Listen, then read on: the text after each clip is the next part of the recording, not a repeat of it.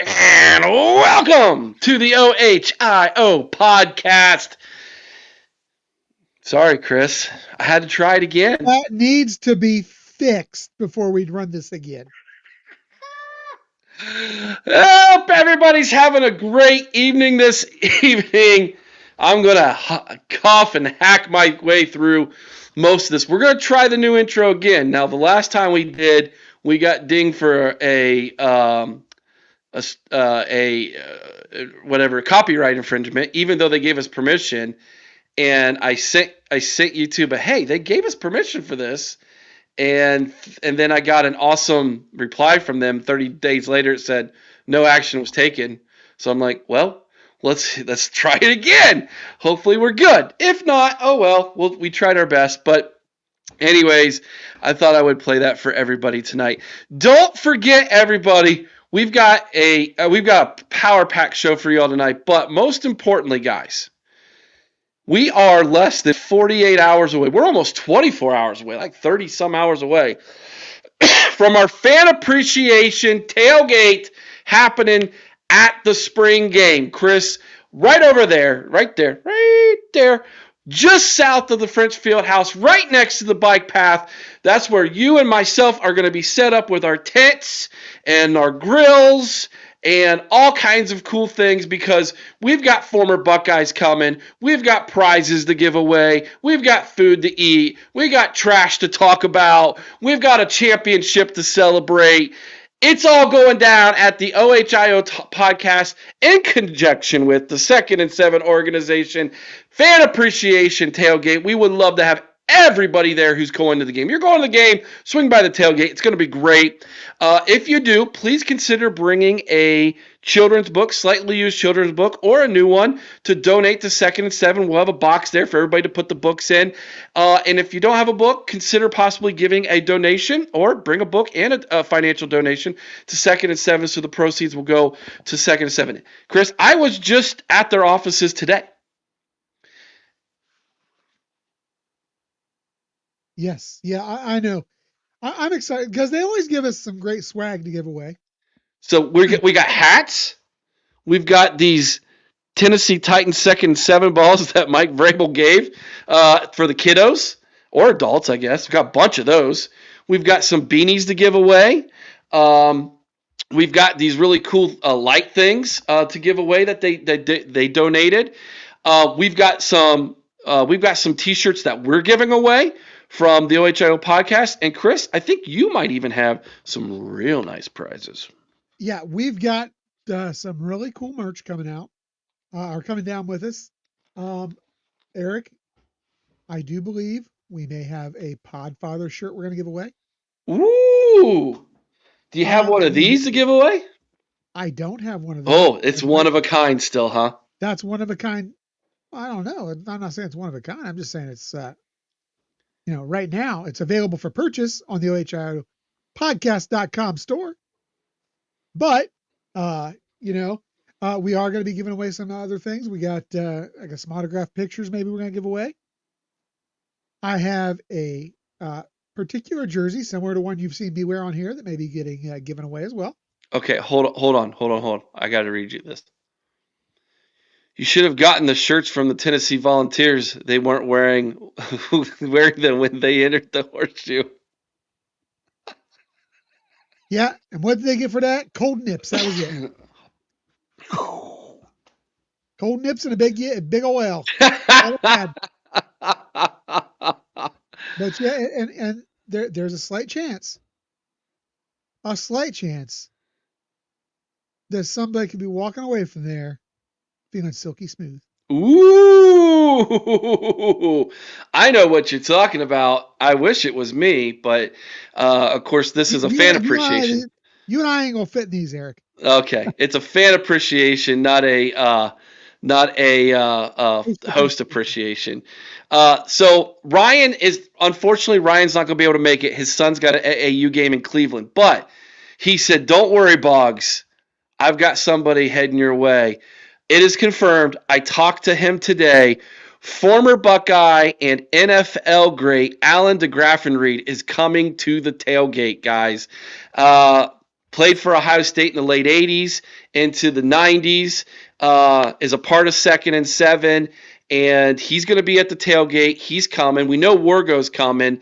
And Alan told me today, he goes, buddy, I sent out an invitation to 10 of my teammates to come to the tailgate. We might be flooded with former Buckeyes at the tailgate, so you're not going to want to miss it.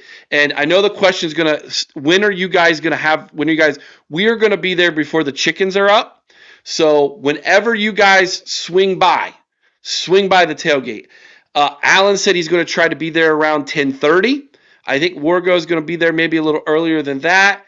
But whether it's before or whether it's after, we're going to have a great time. We're going to have donuts, juice, some eggs.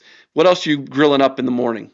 You know what? I'm not sure what all breakfast meats we're going to be bringing out there, but we're going to have some breakfast meats. We're going to have some eggs. Like you said, donuts, juice.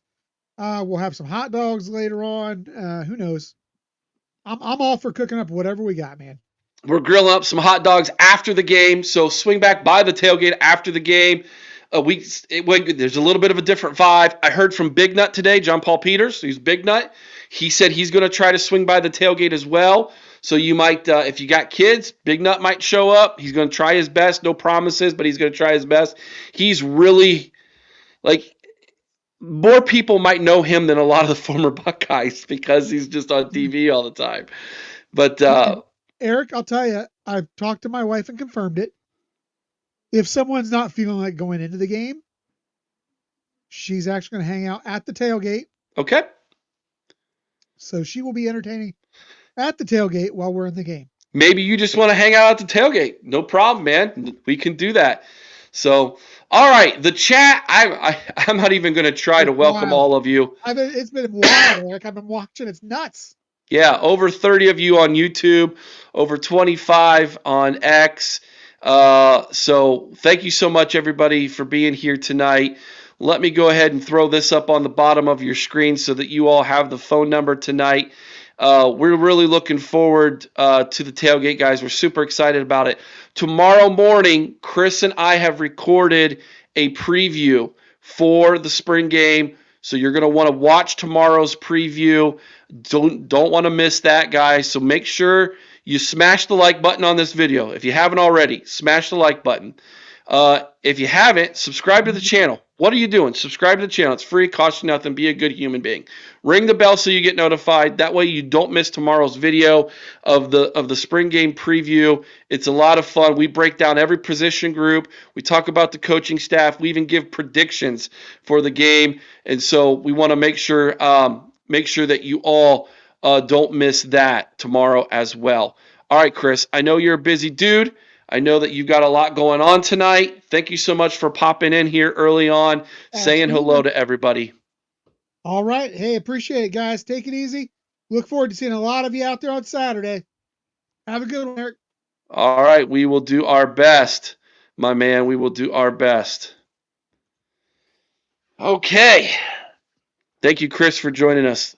Let's go to the phone lines, guys. The phone lines are popping already. My goodness gracious. This is something else, man. Okay. Now, I'm just going to forewarn you all. I'm in a really good mood tonight. Even though it said that I was, what did I put on the thumbnail? Highly annoyed.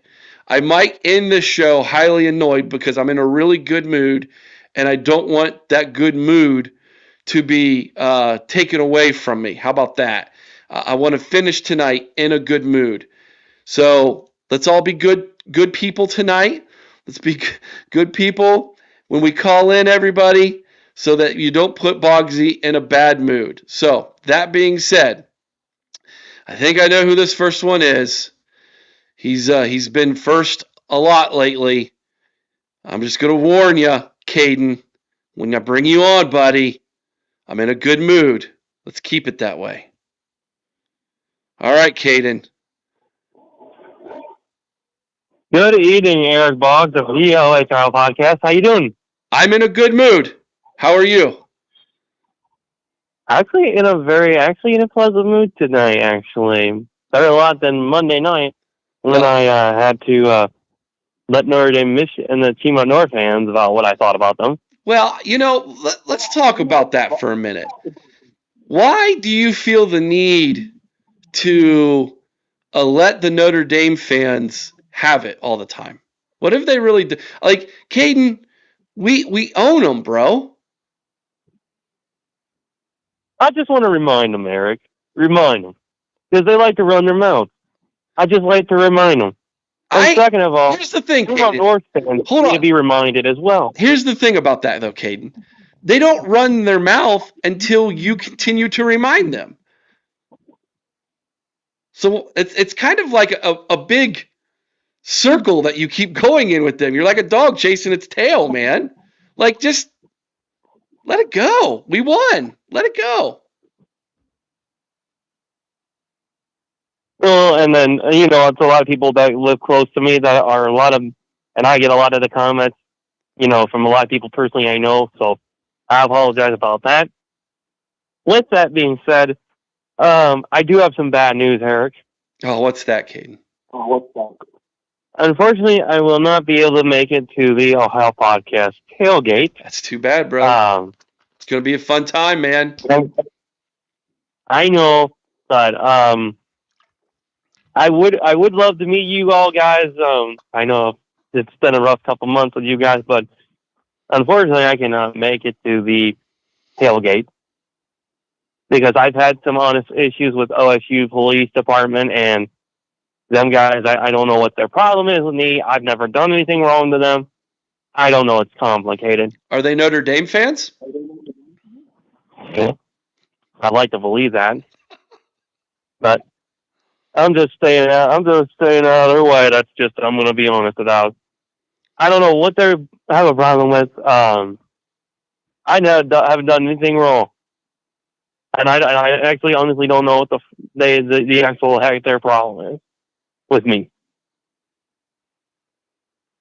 But sometimes they can be some scumbags. I'm gonna be honest. Well, it sounds like you're describing Michigan fans now. Scumbags. They both are scumbags. Let's be honest. So, yep.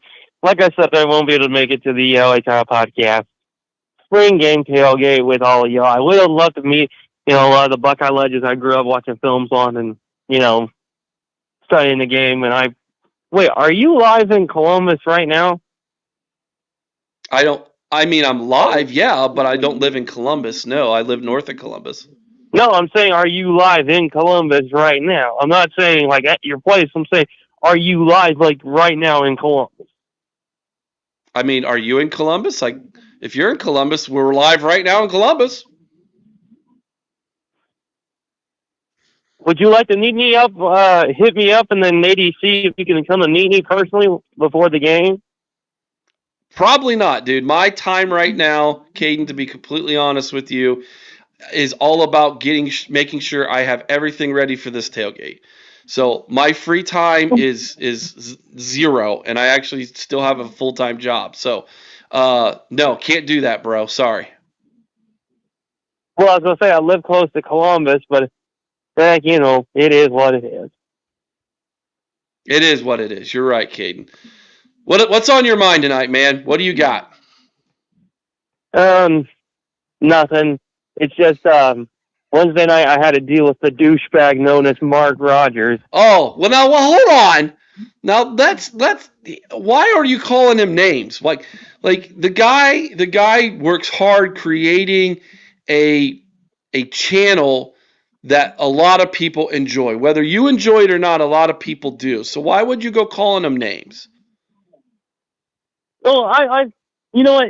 He doesn't understand how much passion I have about the Ohio State University and how much I've spent my life. I've been, I played this sport that everybody, like every buck that, that this program was built on. I played the sport. I told him that many times, even over the last month, that Ohio State is the team for everybody to be worried about right now. And as far as I'm concerned, he doesn't see that what I foresee is not only Ohio State's era of destruction to go on a massive rampage, and not only that, destroy their entire schedule this year, but also, let me be honest, The guy hates my guts for telling him and for telling him the foreseeable future for Ohio State that we will crush. Why? And I'm saying Ohio State will crush everybody in their path because I've had a conversation, and I don't know if you paid attention to one of his episodes, of the recent episodes, but I told him I had a little personal conversation with Coach Laurinaitis at an event that they had up there, and I told him, and I told Coach Laurinaitis that I wish that they would bring back the system that Coach Tressel had at Ohio State. The way that we ran things with Coach Tressel, everybody feared Ohio State, and nobody wanted to play us every single freaking year. We blew people out of the building. We were the team that nobody wanted to smoke with. Nobody. Not Team Up North, not them scumbags, not Notre Dame, nobody. Not Alabama. Nobody wanted to smoke from Ohio State. That's what I told him personally. And Mark Rogers says I'm delusional, stupid. Well, the guy doesn't understand how much passion I have, and I've actually had this conversation. And like I said, I had the conversation with Coach Laurinaitis. Okay, Kaden, just because you have a conversation with a coach about what you foresee happening in the future, okay, doesn't mean that gives you the right to go down the path calling people names who disagree with you.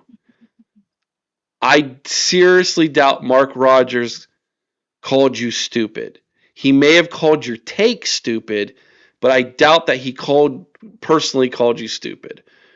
Mark seems like he's a pretty... Oh, no, he called me personally stupid, Eric, and I'm not talking about what I told... I didn't tell Coach Laurinaitis or what I foresaw. But I told Coach Laurinaitis personally that I wanted Ohio State to run back to things that Coach Tressel had set in place previously. Because this is the program that not only was steered throughout college football while Coach Tressel was coach, nobody wanted to smoke with the program that won a national championship, that went on to 3 more national championships. Best defense in the country, best offense in the country, #1 defense in the country under Coach Tressel. Now, let me be perfectly honest with you, Eric. When you have a record that says that and you know how to execute the game throughout 60 minutes, no excuses, that's what you call a real football team, a physical football team, and that's what you call a football team that you can be proud of. And in the words of the immortal Jim Tressel, HDR, heard, destroy, repeat. Because that's all that the defensive room at Ohio State did, was heard, destroy, and repeat. That's all that defensive locker room did while he was there. Okay. Florida may have gotten an excuse to get out of the national championship game alive, but I'll tell you what, Florida was just lucky because Tim Tebow was their quarterback. He's just lucky we didn't beat our carcass any further. Okay. But my point is, Eric. Okay, what's your point? I honestly told, if you let me finish. But my point is that Ohio State should run back the way that Coach Tressel had this program, because that was the way that really set this program on the map. Now, not taking anything away from Coach Ryan Day and anybody else over there, but I'm just saying personally, in my personal take, it put Ohio State on a higher percentage on the map than what in the last 10 years or so has. That's just my take, in my opinion, coming from somebody who's a former D2 high school football player. But that's just coming from, like I said, coming from someone who's a D2 athlete, who just likes hard-nosed, hard-hitting, bloodthirsty football. That's all that I lived for. That's all I've been through. And that's all I want Ohio State to remember, is that this isn't just Ohio State. This is the same program whose defense was steered throughout the country. Let's remind people of that. Okay, I think you just did. I think you reminded everybody of that, Kaden. Anything else before we go to the next caller? Why am I even arguing? I don't know. I'm not arguing with you. I mean, why are you arguing? Do you want me to argue back with you for some reason?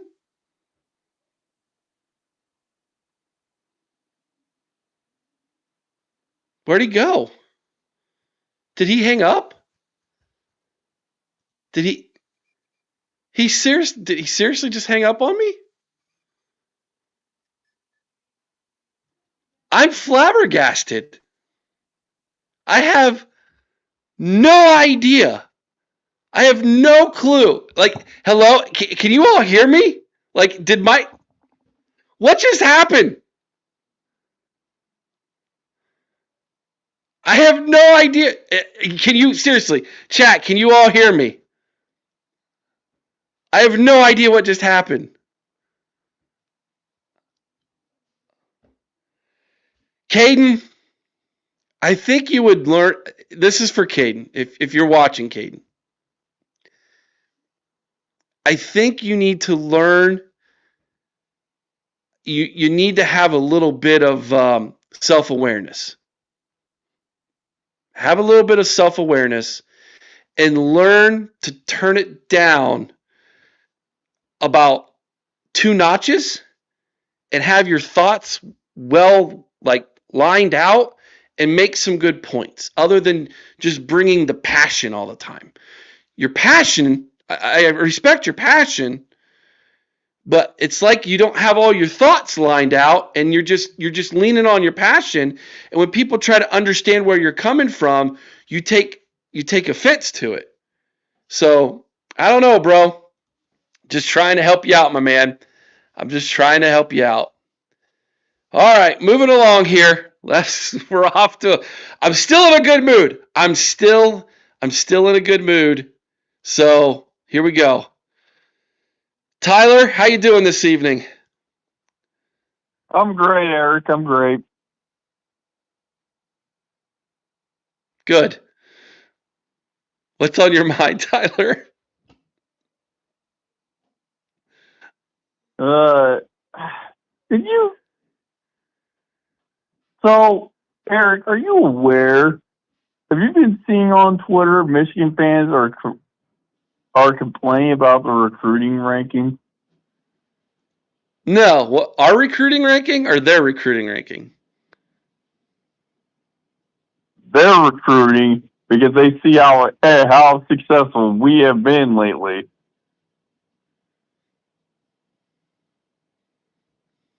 I mean, you know what ranking they are right now? I know we're third in the 247 composite.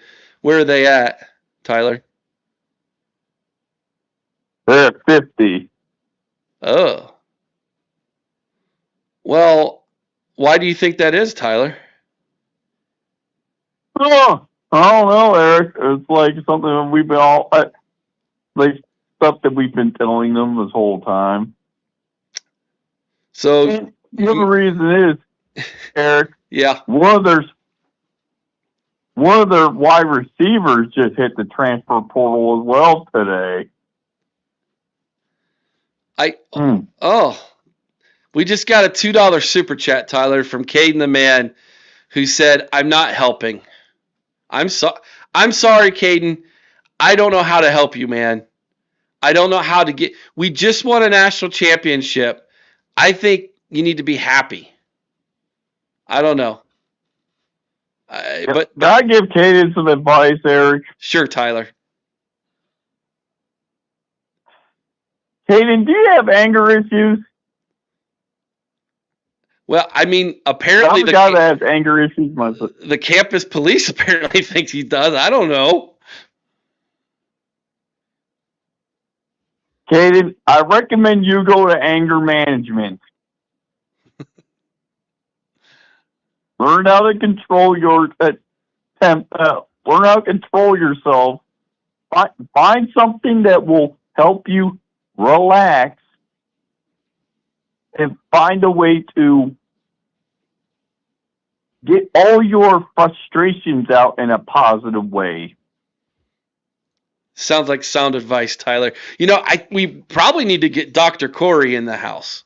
Dr. Corey needs to make a house call. Honestly, thank you for the $2 super chat, though, Kaden. I'm sorry I'm not helping you tonight. I'm trying. I mean, I don't know how. I don't know how to help you. I mean, what do you want me to do? Call up Mark Rogers and yell at Mark Rogers, who I've never met in my life, like because he doesn't agree with you? I don't know. Anyways, And back to I'll your just say back one to your more point, thing. Tyler. Back to your point. Go for it. But yeah, one of their receivers and corner just went to transfer portal today, Eric. So Michigan fans are talking about, oh, recruiting don't matter in college football. Well, if you want to compete for national championships every year, it certainly does. Mm-hmm. And Mark Pantoni just got a new contract too. Yeah, he did. Well deserved. So Michigan, I don't know who your general manager is. I don't know who your I don't know what exactly what they do or don't they do. But if you are claiming recruiting does not matter in college football, well, newsflash, that's the lifeblood of all college football teams. You need people. Absolutely. Can I give you my theory on why they're struggling with recruiting right now? Please. I think a lot of players are concerned that sanctions might be coming to the University of Dumb. And if they do, then they don't want to necessarily go to a place that they're going to have to turn around and leave, or or are stuck in a situation where they can't compete in a postseason. That would be a concern of mine if I was a recruit, or if I was the parent of a recruit who was being recruited by a school that possibly could be under sanctions from the NCAA. I think that is a very real thing. And I know this for a fact, Tyler. The other Big Ten schools who are recruiting against Michigan are totally negatively recruiting Michigan, using that to their advantage. I promise you they are, including our coaching staff at Ohio State. I promise you. And Eric, can I say one thing involving Kaden too? Because he just sent a $2 super chat to you guys, saying, responding to me, saying, Tyler, really, with a bunch of angry faces. I'm like, Kaden, I'm just trying to help you out. We all are, Tyler. We're just trying to help a fellow Buckeye out, man.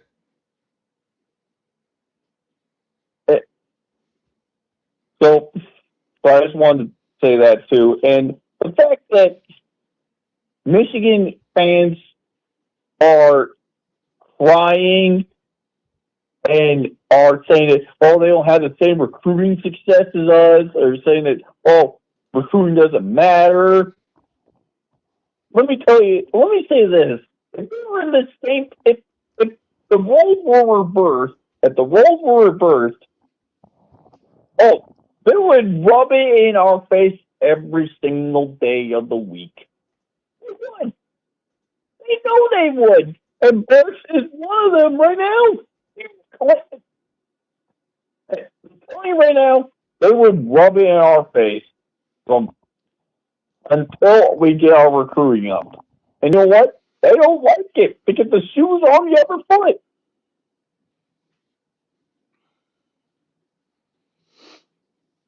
Yeah, I mean, fan bases are fan bases. And the more I interact with other fan bases, Tyler, the more I realize that we are all the same. Some fan bases are just louder than others because there's more people, right? So instead of if you got a stadium of 10,000, so instead of 10 angry drunk guys when you got a stadium of 100,000. Now you've got, 100 angry drunk guys, right? Same thing with social media. Yeah. Same thing with social media. You've got one troll from the University of Ohio University. You got 100 trolls from Ohio State, okay? Because it's just a bigger fan base. It's a bigger college. And fan bases are all the same. They are. It's just the reality of it, Listen, there's good Michigan people. There's scummy Michigan people.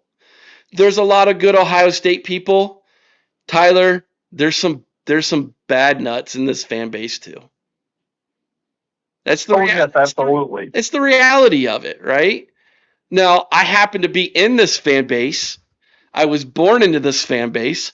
I'm going to defend this fan base because I'm in it, right? Absolutely. It's family. You defend family. My brother, Tyler, did you have a brother growing up? Oh yes, I have 3 brothers. Did you guys fight and wrestle? Oh yes. Yeah, so did my brother and I, man. We fought like cats and dogs growing up. But guess what? If my brother needed me, I'd be there for him. Right? Even though we fought growing up. Yep. Being a part of the fan base is the same thing. It's this. We might disagree and we might argue and we might fight at times because we might have some different thoughts. But at the end of the day, man, we're all family here. That's kind of how I look at it.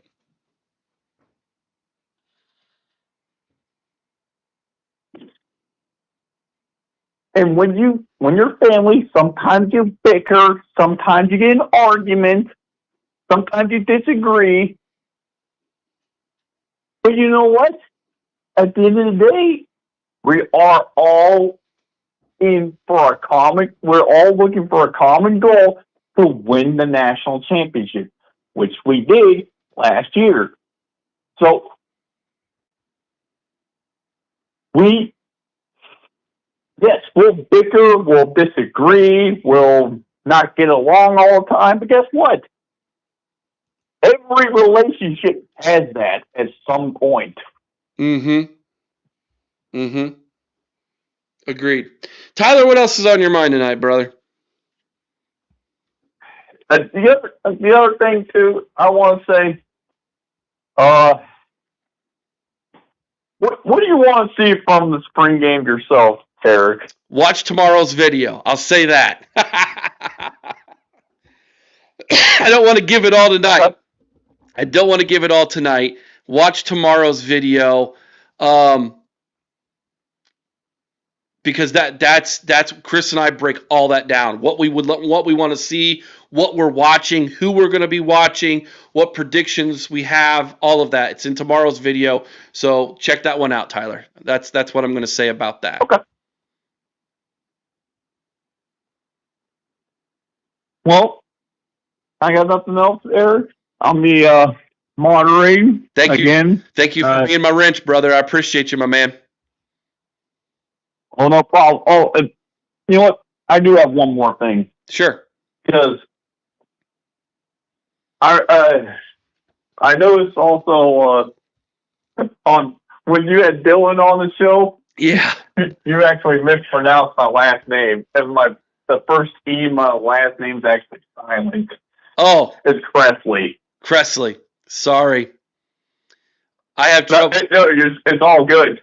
Everyone mispronounces my last name for whatever reason, Eric. So I just wanted to let you know because you're not the first.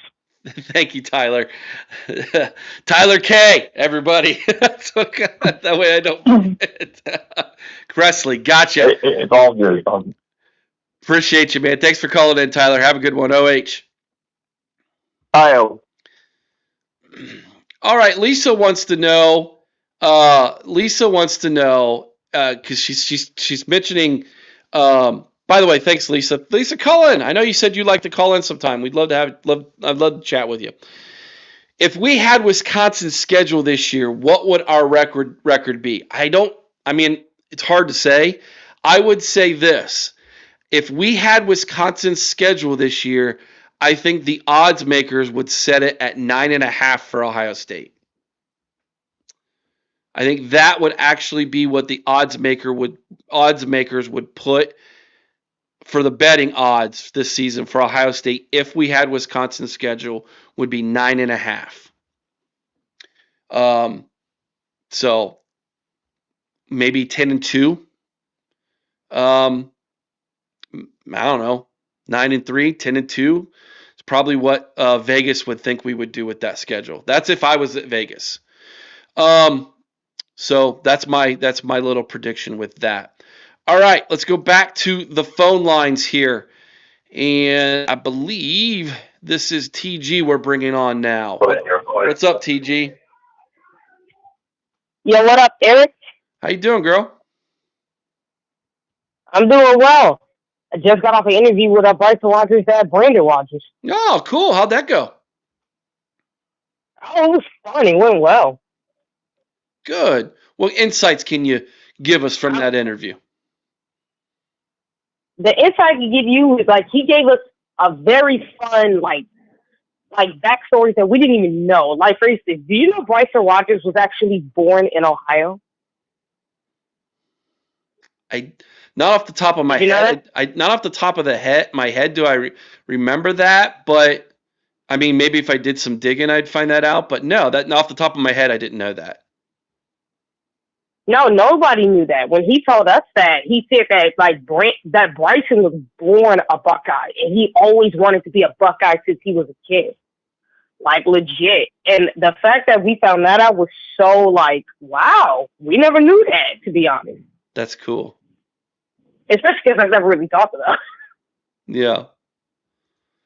So. Yeah, and he even gave fun little inside stories on the recruiting process with him and his son, and even ended up giving some advice for parents and kids as well. I'm telling everybody, go check out that interview with myself and Sean. Like I'm telling you, it was a good interview. Over on the Buckeye Boys?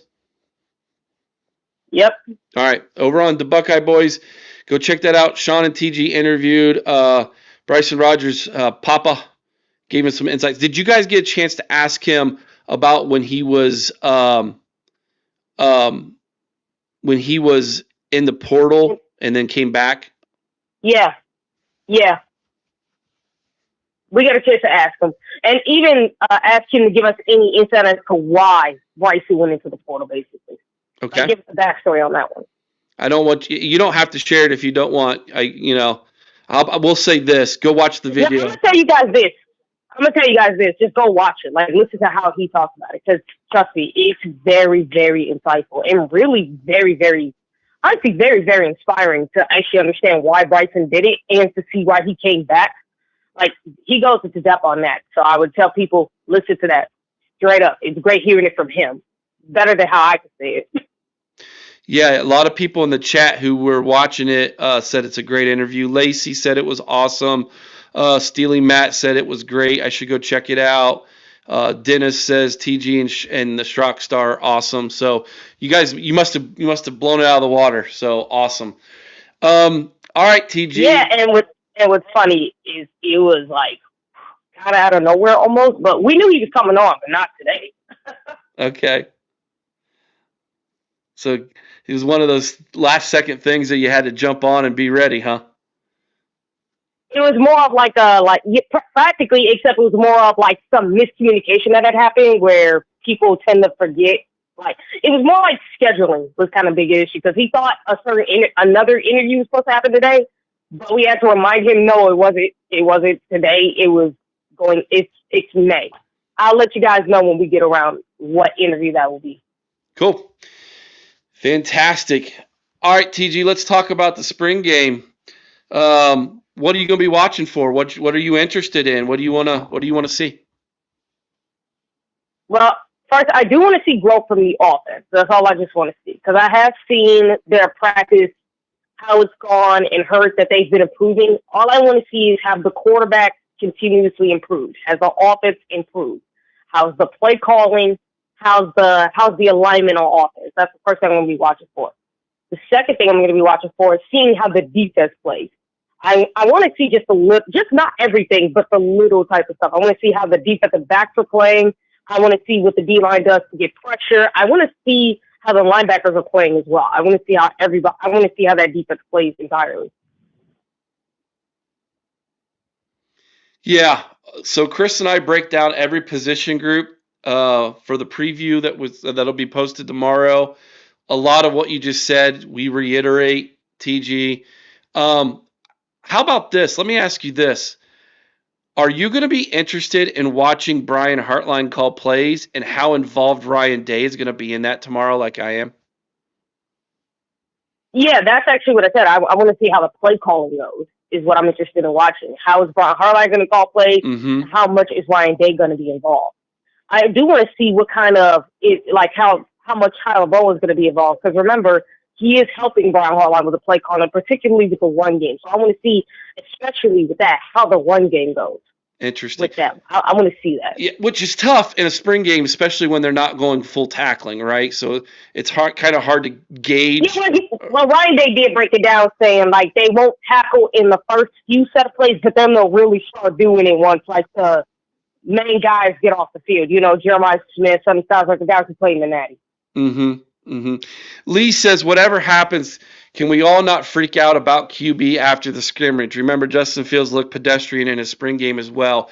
We will be fine whatever with whoever starts. What are your thoughts about the quarterback position? What are your thoughts about the quarterback position spring game? I'm going to say this. I just want to see how they're improved, because I'm not going to freak out if they don't do well. Like, these guys are young. They have little to no experience. Like, I know people think of the Leaky Keyholes game with Missouri, but you have to remember the guy didn't know the playbook. The guy basically got thrown in there because of Devin Brown getting injured, something that they did not see coming. Or they kind of did, but it's like you weren't expecting it because he was actually pretty much ready to go. So I'm not going to put the Missouri game on Lincoln. I just want to see how much better he's gotten. And I think from what I'm hearing, he's gotten a lot better. I want to see how Julian Sane is, especially when pressure hits his face. Because, look, even if they're not going to tackle the quarterback, you still got to see how this guy handles pressure in his face. I want to see that with him. I want to see that with Lincoln. And I want to see that with Tavian. Now, again, Tavian is young, so I can give him a pass as well. But it's like, I want to see how these guys have improved on a week-to-week basis. That's all I want to see is just improvement. I'm not going to freak out because they're young, they're inexperienced. Buckeye fans have to be patient. I know Buckeye fans have patience. Trust me, I know. But we have to be patient with young, inexperienced quarterbacks. We can't think that just because they play bad doesn't mean they're not going to be good, or that they didn't play as great as we wanted them to. Okay? Some of these quarterbacks takes time to develop. It takes time to get there. And all we know, and this is also what I'm going to say too, is in the beginning of the season, don't freak out with the quarterback play against Texas. That's the other thing I will say. Is just don't freak out. Just let them grow, let them develop. You could criticize them, let them know what they need to get better at, but don't freak out and go overboard. Like come on, don't do that. 100%. Yeah, I mean, I'm on record saying that no matter what happens against Texas in game one, this football team is going to make the college football playoff. Yeah. Not that the game doesn't matter, but it kind of really doesn't matter as long as you go and you win the majority. Like let's say they go 8-1 in the Big Ten again this year, and they lose to Texas. That means they're 10-2. I think they're good. I think they're in. Yeah, they're in. And I think the way that you're going to help these quarterbacks, is this will be my advice to the coaches, is you're going to help the quarterbacks continue to gain some confidence. Draw up plays that will help them get in rhythm. Like, I kind of hate to say this, but you're going to have to be somewhat like the scum up north in 2023, without the cheating, of course. But you're going to have to try to run the ball and actually pass the ball and in certain situations allow those quarterbacks to build themselves up, whichever one is your starting quarterback. That's what I would say you have to do. Run the ball and set up the run for the pass. I think they would have to do that with these quarterbacks in order for them to get some confidence. Agreed. 100%. Yeah. But here's the other thing why, TG, I'm not going to be freaking out about the quarterbacks on Saturday. Our freaking defensive backfield is so good. Oh, they are so good. Right. Right? Like, Oh I mean, man, how much? I'm so like they are freaky, bro. I'm like, I hope Brian Hartline's like, all right, boys, we're gonna go to the tight end and everything underneath. Just dump it, okay? Just dump the football off because these guys are too good. Like, I mean, it's gonna be really interesting. And the more I hear from Matt Patricia, TG, the more excited he looks like a kid in a candy store. And that's not a fat guy joke because he's lost a lot of weight. Okay, I'm just saying. I really believe he is looking at all these weapons he has at Ohio State, and he's just like he's like salivating. You know, my gosh, look at everything I can do with these kids. Like Chip Kelly last year with the offense. Right? Yeah. Exactly. Yeah. Like literally, that's what this is. Yeah.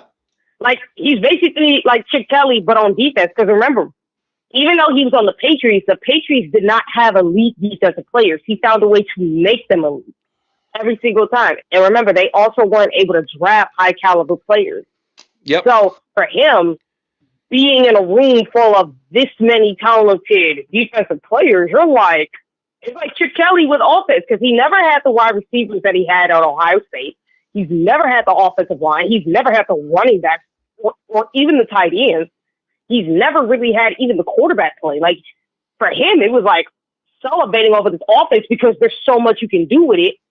It's the same thing with Matt Patricia because you got elite athletic linebackers, elite athletic D linemen, and a backfield that is just making you really want to salivate because you're like, what can I do with this backfield? I mean, you got Caleb Downs. You got the freaking Devin Sanchez. You got Jermaine Matthews, Lorenzo Styles, Iggy. You got freaking Aaron Scott, Bryce West.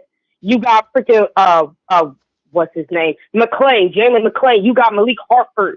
You got you got so many dudes in that backfield, so many freaking dudes. You're like, with this defensive backfield, I know he's definitely salivating over that. It's like incredible. you like, ooh, just like how Chip Kelly was with the wide receivers. It is. It's incredible. It's just it's unbelievable the amount of weapons we have there. Now, Chris brought up an interesting point about that, TG. He asked me, he goes, Eric, are you worried that we might lose some of these guys to the transfer portal after the spring game because there's so many of them? And I said, I'm really, maybe we might lose one, maybe two, but I'm not terribly worried that we're going to lose any of the first or second string guys, TG. In the second, I'm not. I don't think we'll lose really anyone. Yeah. I don't think we're really going to lose anyone because I think with Matt Patricia, the best thing, like, I think if Jim Knowles was here, I'd definitely be worried about that.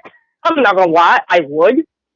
But with Matt Patricia, I'm not as worried as losing anybody in the transfer portal, especially in the defensive backfield, because this guy has the knack for wanting to use using everyone. Like, he's going to have packages made for everybody to get on the field because, trust me, he knows there's too much talent on this team not get played. These guys are way too talented. So, and from, if you listen to what's happened within the Woody, that Matt Patricia, he already has learned Jim Knowles' defense, which is hilarious how quickly he learned it.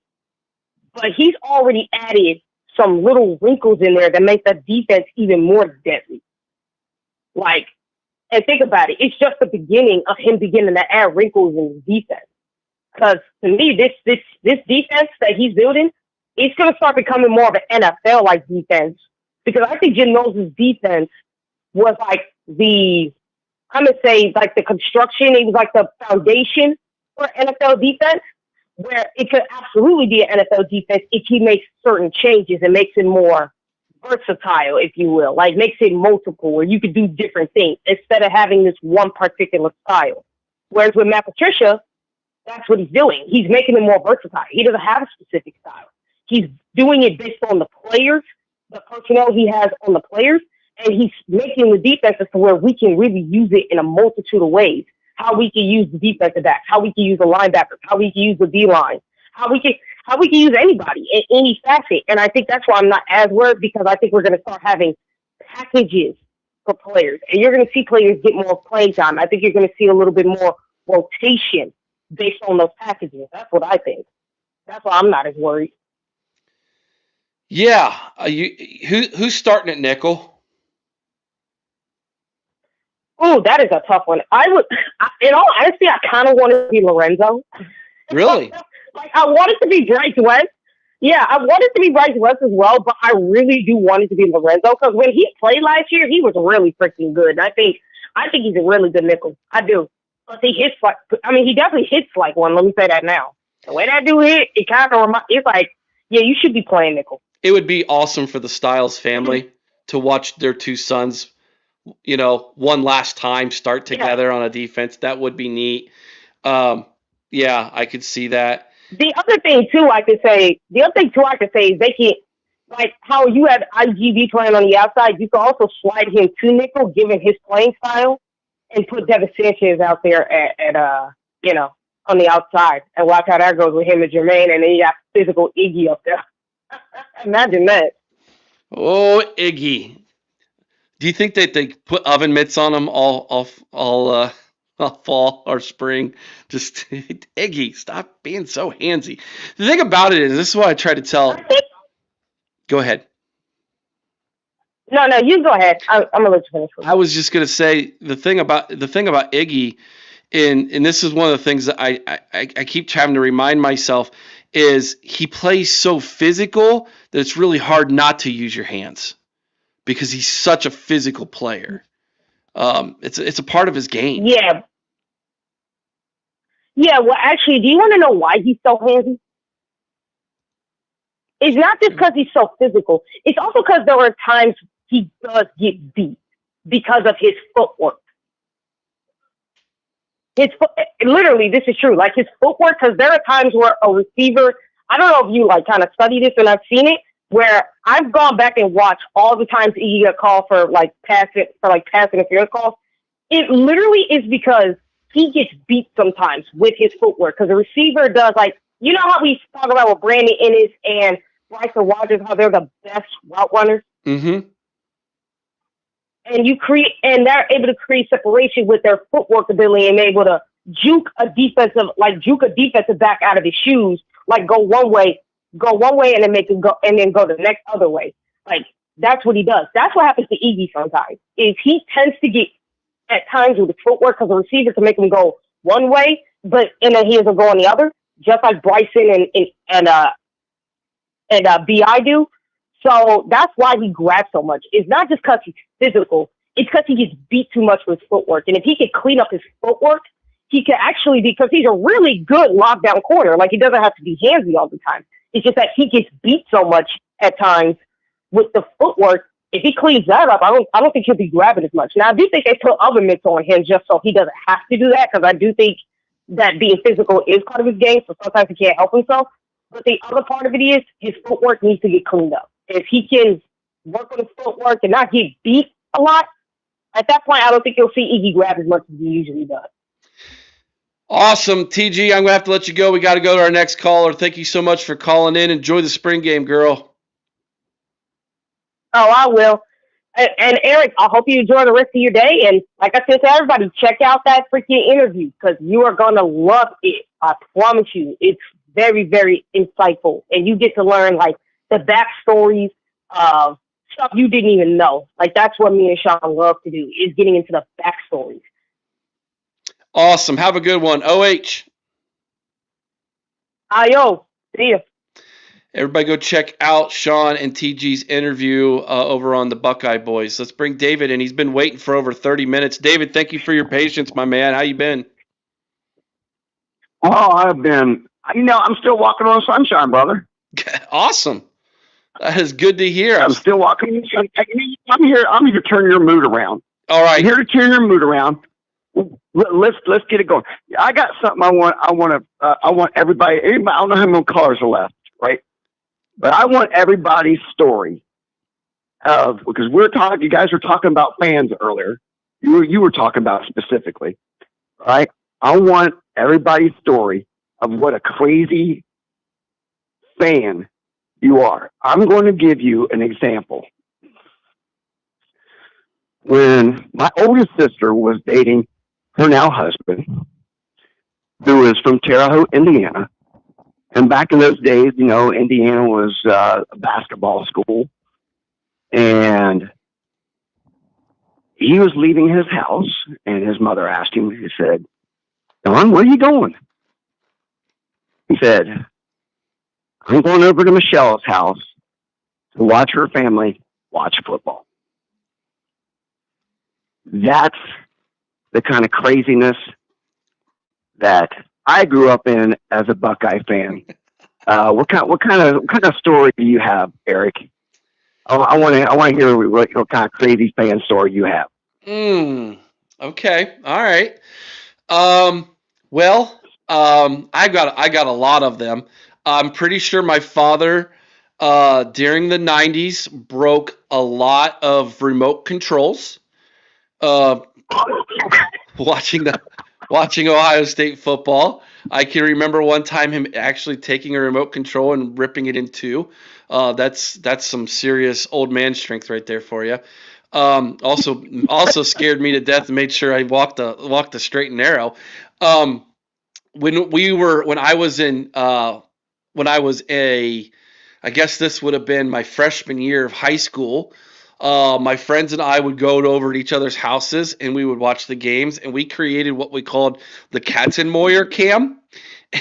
So one of our buddies, Todd Hawkins, whenever he would see number 45 running around on the defense, he would yell and point at the screen. I remember that we were just young kids then. When we beat Michigan a few years ago, I ran around the neighborhood in the freezing cold rain, flying my Ohio State flag while all the neighbors honked at me. I did that. That was kind of crazy. Yeah, so we've done we do all kinds of crazy stuff, man. It's kind of what we do as Buckeye fans, right?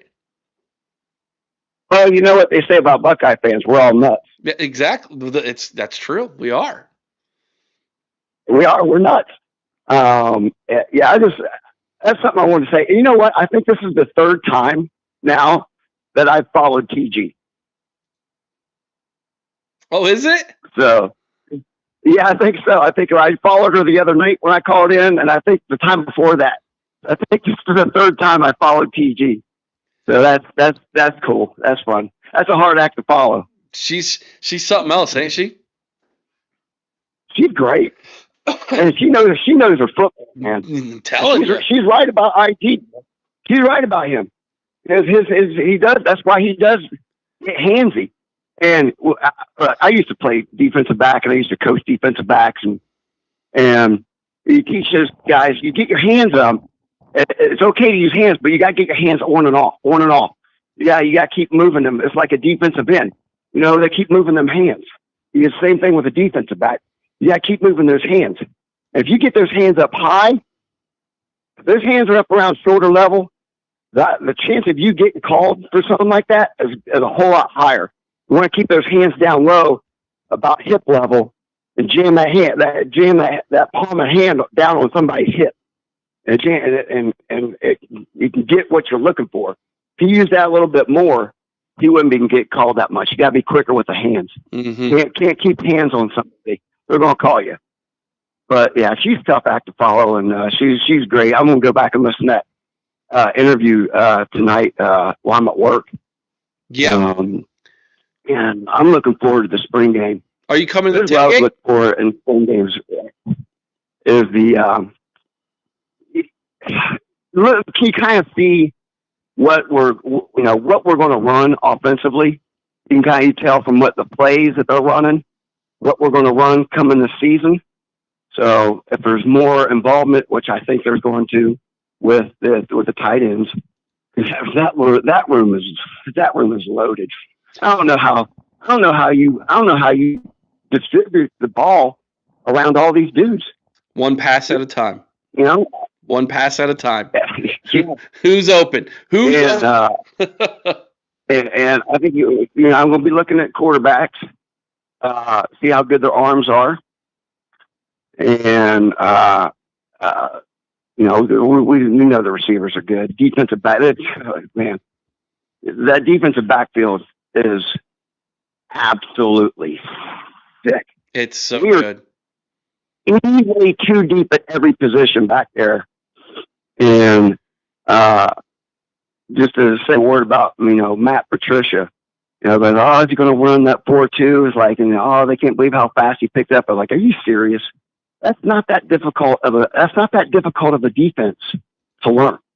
It's not. I think Jim Knowles made it a little bit more difficult than it should have been, but it's not a difficult defense to understand. It can very easily, and maybe we see this year, because that defensive line is a real point of concern.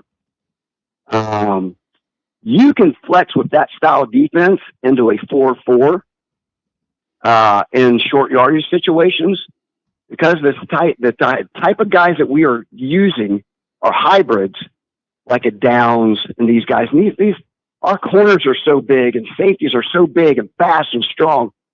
You bring them down into a 4-4 type of situation, I think we'll be fine.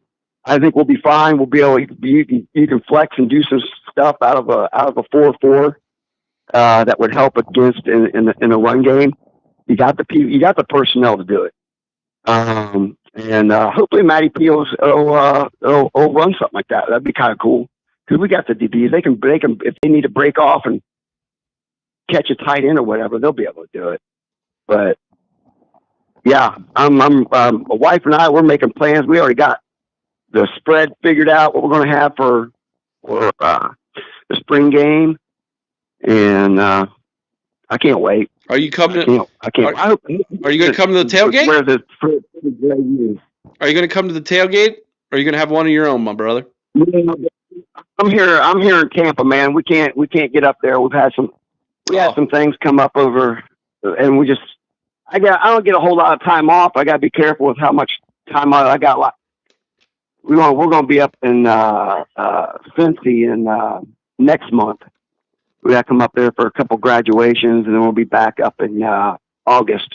Gotcha. For a birthday and a wedding in August. So okay. So no, she ain't listening. So yeah. I feel you, brother. I feel you, man. Oh man, I love the passion. I love the excitement. This is one of those days as a Buckeye fan. Like, I remember going to the 2015 spring game after we won the national championship in 2014, and there was 100,000 people at the Horseshoe for the spring game in 2015. I don't know that we see I remember that. I don't know that we see 100,000 here this Saturday, but there's going to be a different kind of buzz because you're coming off a national championship win, and when you do that, the spring game is kind of like a celebration. And I'm looking forward to seeing all the former players who are going on to the NFL, who are going to be at the spring game, making their curtain call. That's one thing no one's talking about. One last opportunity to see some of these guys and wave at them from the stands before they go off and make their millions in the No Fun League. One more last time to give them their respect and give them a standing ovation at the shoe. I'm really looking forward to that, man. I got goosebumps just thinking about that. Yeah, I'm stoked for it, man. We're stoked here at my house, at the Nut House. We're stoked, man. We're ready. I'm ready for season start, man. I am. We got to get through the summer I said this the other day when I was on with Christopher. Yeah. I said, if there's some parallels with the quarterbacks, from 2023. The difference being is, I think both the quarterbacks got better arms than in 2023. You watch that, you go back and look at that 2023 spring game, and I was like, oh man, these quarterback arms are, average at best. Mm-hmm. And I don't think that's not so with these guys. They're both athletic. Man, you see I think Eric played it. Christopher played it the other day. The clip of saying running the ball and he got met with like 3 defensive backs at the goal line, man. They just about spun him around like a top. But he ain't afraid to stick his nose in there and run the ball, man. So I don't think he's as fragile as everybody thinks he is. And I think it's going to be, by the time we get to August, that could be not necessarily a 3-way race, but there could be a third quarterback pushing those other 2, and that works out in our advantage. It does. Quarterbacks know that they not only have to win a job, but they got to go play Texas. That's right. So got to perform. There's no room for not achieving and performing at a high level. Urban used to say that's life in the big city, boys. And that's the way it is here at Ohio State, because if you're not ready, there's always going to be someone waiting in the wings who's salivating at the chance to take your spot. That's the way it is, my man. Great phone call, David. I appreciate it. Any last things on your way out, my brother? OH! Hi-yo! Good call. Thanks for calling. Thank you. Go Bucks. All right, guys. Go Bucks. We've got a couple more in the queue here. But before we do that, I've got something special for all of you. Now, usually I ask for super chats before I play a song. I didn't tonight. If you want to throw a super chat our way, I'll be happy to take that as a form of saying thank you for what I'm about to drop to all of you. We have our official spring game anthem, everybody. Buckle up. Turn the speakers up, everybody. Here we go. Let's rock and roll. It's the spring game anthem. Yeah.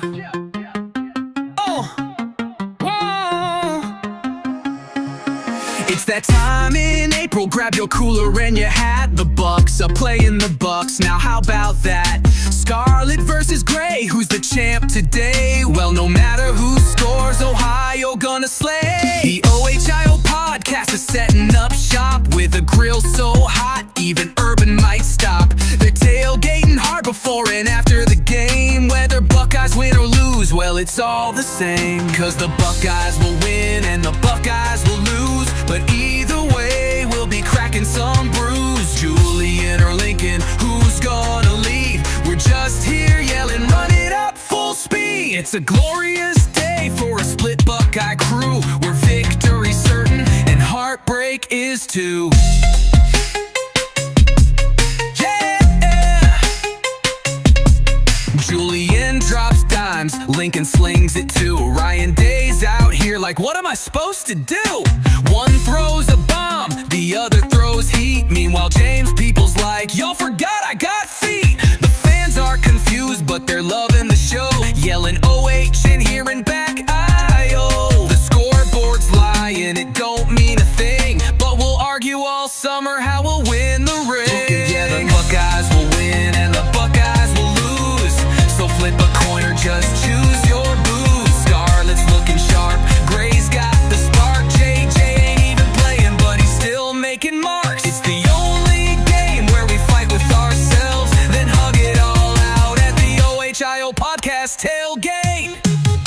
Now don't get too rowdy, don't start a feud. You're yelling go Scarlet, but your cousin's in gray too. The quarterback battle's hotter than the sun, but let's be real honest, we just came for fun. So the Buckeyes will win and the Buckeyes will fall, but it's still the best spring game of them all. The podcast crew's grilling, passing out cheers, saying only 1 through 3 days till we're really back here. So raise up your drink, give a big OH, cause Buckeye Nation's ready, let's go full rage. Yeah. Woo. Yeah.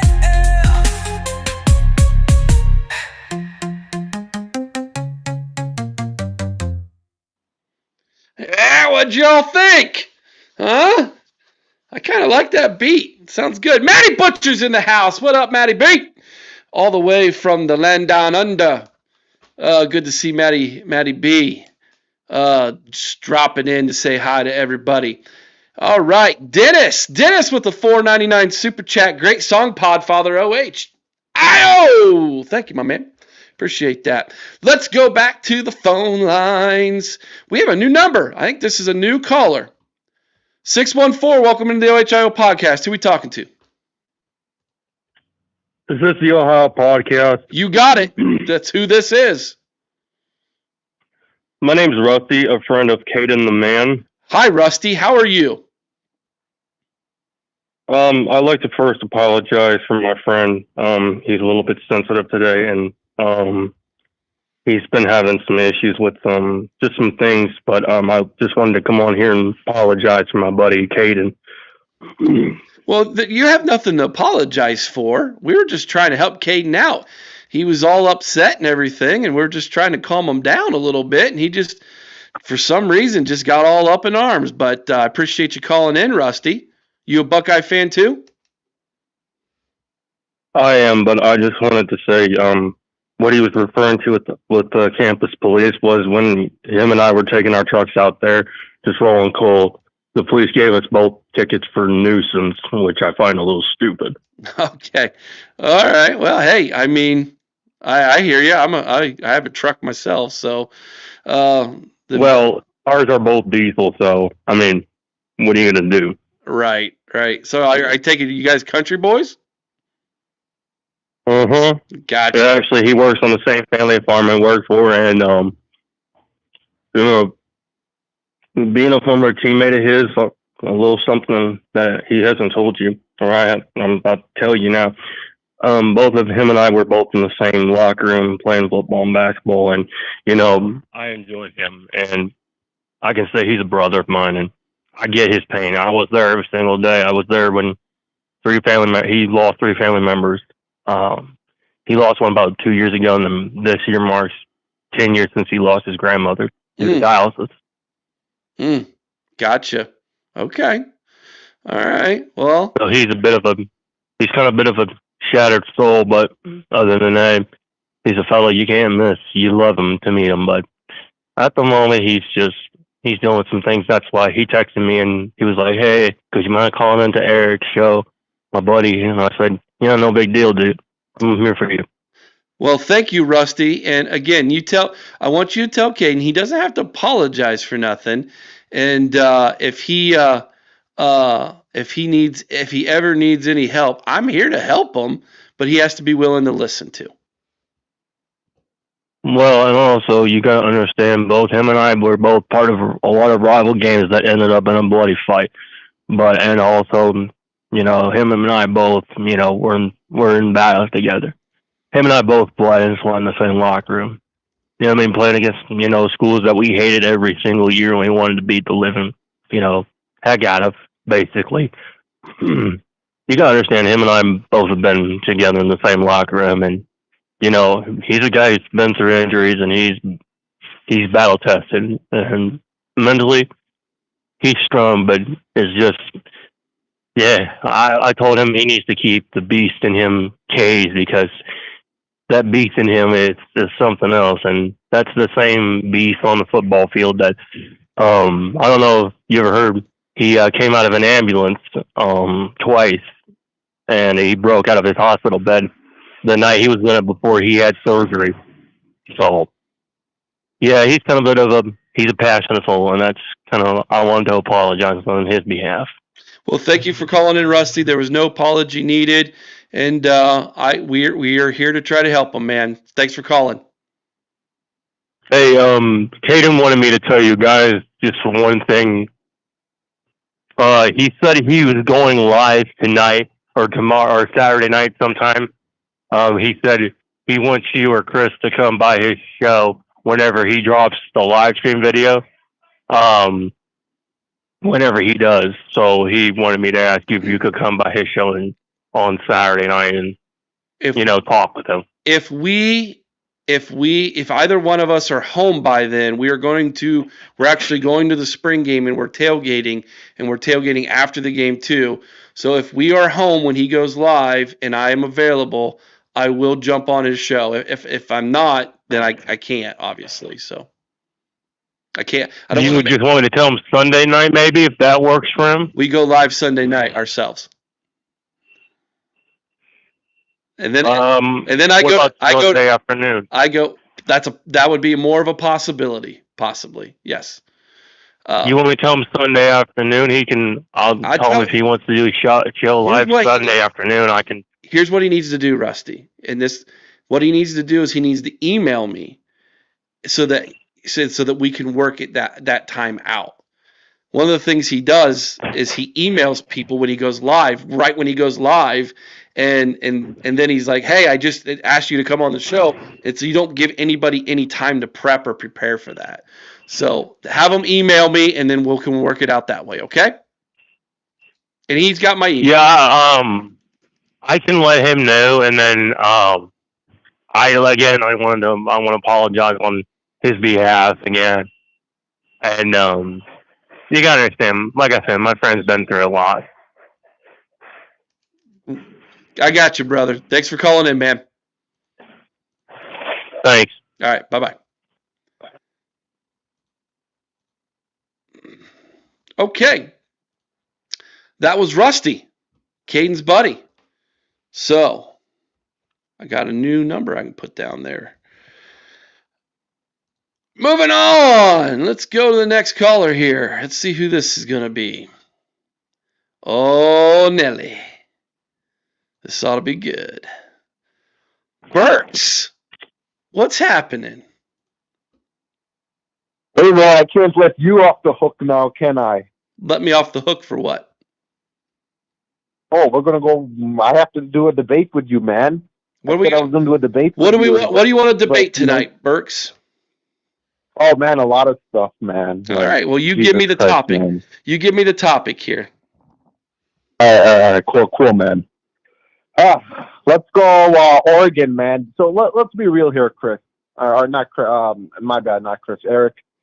Let's be real here. You really want Oregon to be your rival, man? Because I'm noticing, like bunch of your callers are like, "Oh, I want Oregon to be my rival because Michigan disrespected the rivalry, man." Dude, you know how soft that sounds, man? Like, it is so soft. Like, if Mike Wargo or your cousin or, like, your Buckeye cousin, all these people, if Jeremiah Smith, like, TJ Stroud, Justin Fields, all these people were in the chat, they'd be like, man, these callers they should just go be different fans, man. Like, you need to know the Michigan-Ohio State rivalry is the embodiment of Midwestern rivalry excellence, man. And the fact that people are, I don't want to play them anymore because they okay, so what, we're the bad guys. Doesn't it feel like you want to play us? Like, that's the big reason why you guys want to play us? That's more reason because we're so evil? Huh? Is that it? Like, I want to know your take because I'm noticing, right, that, I'm noticing some of your live call-in shows, dude, and, like, it's just like, you're like, you know what? I'm starting to be with you. I'm starting to want Oregon and stuff. And, like, I'm shocked you're saying that, man. So, here's my take on that. I love nothing more than to have the greatest rivalry in sports as a part of my fandom at Ohio State. Love it. Absolutely love it. And hate it all at the same time. And here's what I mean by that. I love it when we win, and I hate it when we lose, because for 365 days, you have to hear it from the opposite fan base. But I love it because I can dish it out to the opposite fan base for 365 days for the following year. That's why I love it and I hate it. And at the same time, I understand why, as the fans, some of these fans feel disrespected about that. Because even though it is the most hated rivalry in all of sports, it is the most respected rivalry in all of sports. When you bring up people like Ryan and Wargo and former players, there's a level of respect there because of how great that game was, how physical that game was. And I feel that there's a large portion of people in this fan base who feel like that was disrespected by the level of cheating that was done in Ann Arbor. And so you have to understand, when we say we want Oregon to be our new rival, that's a dig at you. And that's a dig at what you guys have done to this rivalry. We don't want that, But the reason why we have to say that is because of the disrespect that was placed on all those people you just mentioned, the Ryan Millers, right? The Mike Wargos that you just brought up by name, how they were disrespected by the university that you root for and how they cheated this rivalry. Okay, but I understand that. All right, I understand that. But the fact that, this rivalry's been played is tradition, man. See, I care about tradition. All right. I was so anti, the Big Ten, like the Pac-12 teams going to the Big Ten. You know how pissed off I was when that happened? Like, what the hell? And how Rutgers and Maryland, they should not be in the Big Ten conference. They're like New York, they're like Northeast schools, man. Like, and here's the issue here, It's like, any of these two teams can be so disrespectful, dude. The fact that I'm finding out, like, see, they don't understand, these ones who are, I want Oregon to be a rival. I'm starting to feel, right? I'm starting to feel like this, man. I'm starting to feel like I have a conspiracy theory that maybe you guys are like, oh, God, man. We lost 4 years in a row to Michigan, man. And they got a QB and all this stuff. It's like, I don't want to play you guys anymore because, oh, God, they're going to beat us for the next 10. This is a conspiracy theory. I don't know if this is true. Right? This is like my theory, right? Mm-hmm. It's either that, like some of the fan base, and they're like, let's just go with Oregon, a team that we own, right? Because you guys are like, go 10-2 with them, right?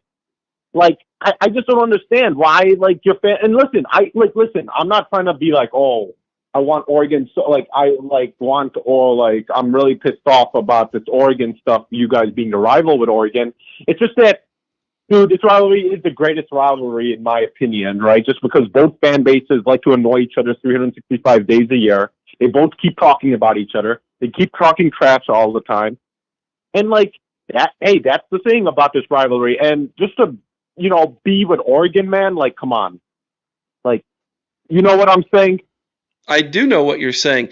But if it was us trying to avoid a difficult team, wouldn't you be like, oh, that's why Ohio State wants Rutgers to be their new rival, not Oregon? By the way, didn't Oregon beat you guys last year? True, they did. Yeah. But and you know why we picked Oregon? Do you know why that's the team that a lot of people are talking about? They steal your recruits. No, not necessarily. It's because I said this back when Oregon joined the Big Ten. I feel for the next decade, Oregon and Ohio State are going to be the two schools that are battling the most for Big Ten supremacy. It's not about winning. It's about the level of respect. It's about level of competition, right? And it's not that Michigan can't be that, Burks. It's that how they became that under Jim Harbaugh at the end is where we feel disrespected. It's not that you won, it's how you won. That's where the anger comes from, Burks. Listen, I grew up in the 90s, bro. Like, I got my butt kicked for a decade by your team, okay? I can take an L. I know how to lose it. I know how to lose in grace, man. But I think what's missing here is learning how to win in grace, right? Having good sportsmanship in a loss is important, but having good sportsmanship in a win is important. And that wasn't shown by Jim Harbaugh in that coaching staff. And I think man to man, if we're going to sit down and have a man to man conversation, you would have to admit that the way Jim Harbaugh and this coaching staff went about their business is not on the up and up. It was disrespectful. And I think we're finding that out to be the truth. No, listen, I agree that there's lack of institutional control. I agree on all this stuff. And I agree that there's been some issues on that, right? Like literally, I'm starting to think like more and more like negative about Harbaugh because I truly do think he's a liar, to tell you the truth. Like he didn't really care. He was in his own world. Yeah, I think he has a mental issue in some ways. And the fact that, I don't know, dude, I have a love and hate relationship with him. It's really a weird relationship. I don't like him, but I don't hate him because he gave us a natty. But at the same time, the way he acts kind of a program, took everyone with him. I don't know, dude. It's just, I respect your take, and yes, I do feel like, okay, yes, Michigan did cheat if you consider like the whole entire, stealing the signs and all this stuff, like this whole operation. But there's a problem with the cheating stuff. It is how much of it did they get an advantage of that we need evidence on this stuff. Like how much of an advantage they got. If they got an advantage where they knew every play, they knew all the playbooks, everything like that, knew what play they were going to do and knew what were they going to do every second, then yes, vacate the title. But right now there's no evidence, and Buckeye Scoop can keep saying their own trash, right? They can keep saying this stuff and keep saying breaking news and all this stuff like that, right? And by the way, I have a quick question with you. I know you watch Buckeye Scoop, and listen, I'm not a person who's like, just because you watch Buckeye Scoop, you're terrible. No, I'm not like that. But I just want to know, what is you consider them the most credibility, most credible site source? I'm curious on your take on that. Who do I consider the most credible? Yeah, Buckeye Scoop. The person who I talk to that lets me know things. That's who I consider the most credible. And who's that? I'm not telling you. Oh man, come on, dude. No, I don't know. I don't know everything that happens before it happens. Neither does he. But when we talk and he lets me know things, usually it's right. But if you had to tell me, if you asked me who I went to for the scoop, right? I would say more times than not, Buckeye Scoop has been right more than wrong, and they have been first. But that's just me looking at everybody who's talking about Ohio State in the know. I remember when Nevada Buck was calling UCLA and USC to the Big Ten before anybody else did. And I was like, no way. And then it happened. And I was like, oh, okay. He obviously knew somebody that no one else was talking about.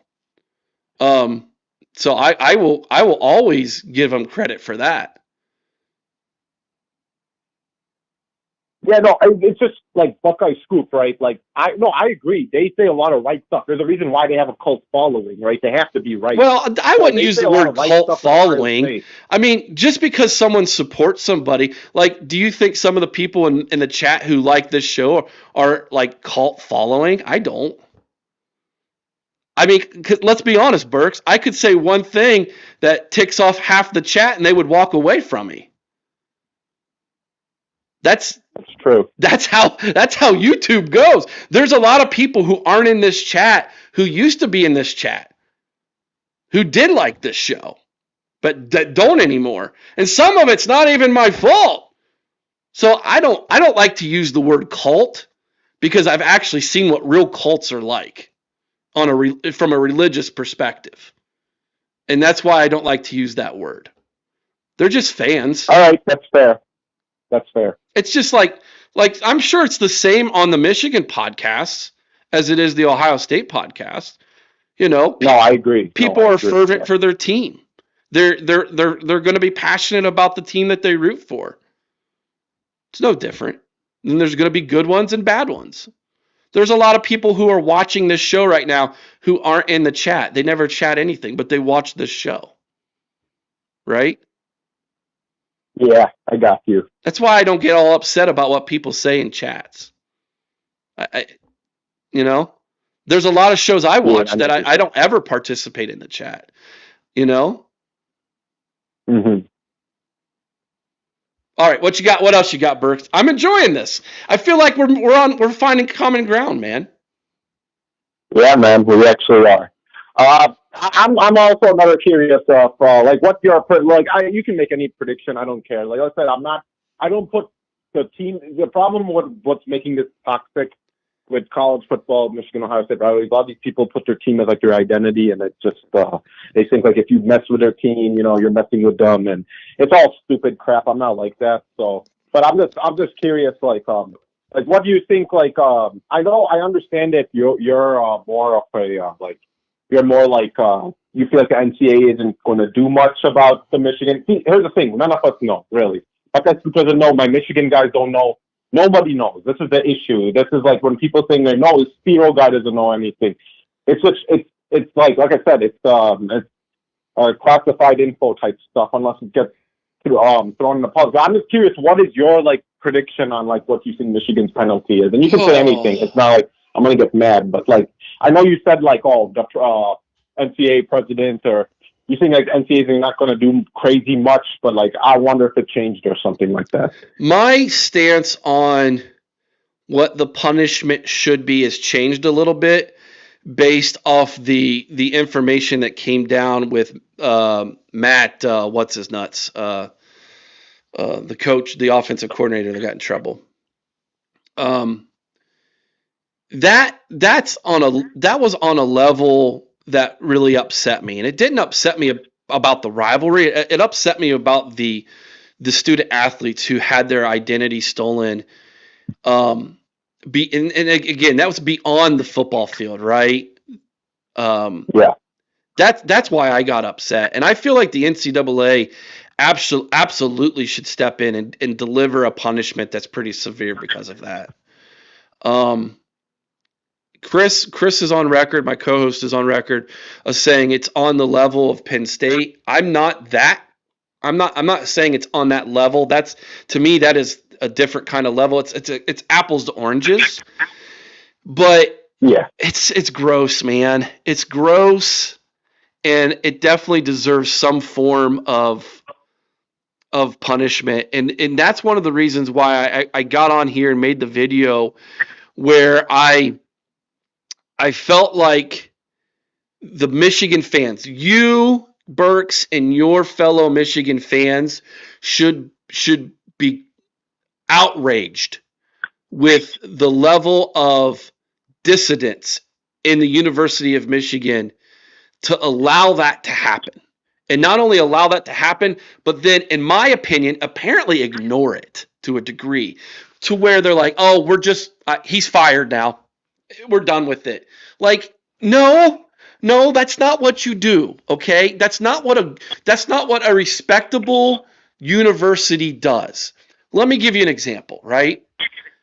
Urban Meyer, right? Urban Meyer's got Zach Smith coaching for him. And there is a Zach Smith's ex-wife says that he abused her, and Urban Meyer knew this and ignored it, right? That's what the allegation was. Now, by the way, I don't know if you knew this or not, but it's come out in court case that wasn't true at all. In fact, that was a false accusation. And he still has parental rights and everything. Whether you like the guy or not, he won in the court. He won the court case. Okay? And what happened at Ohio State?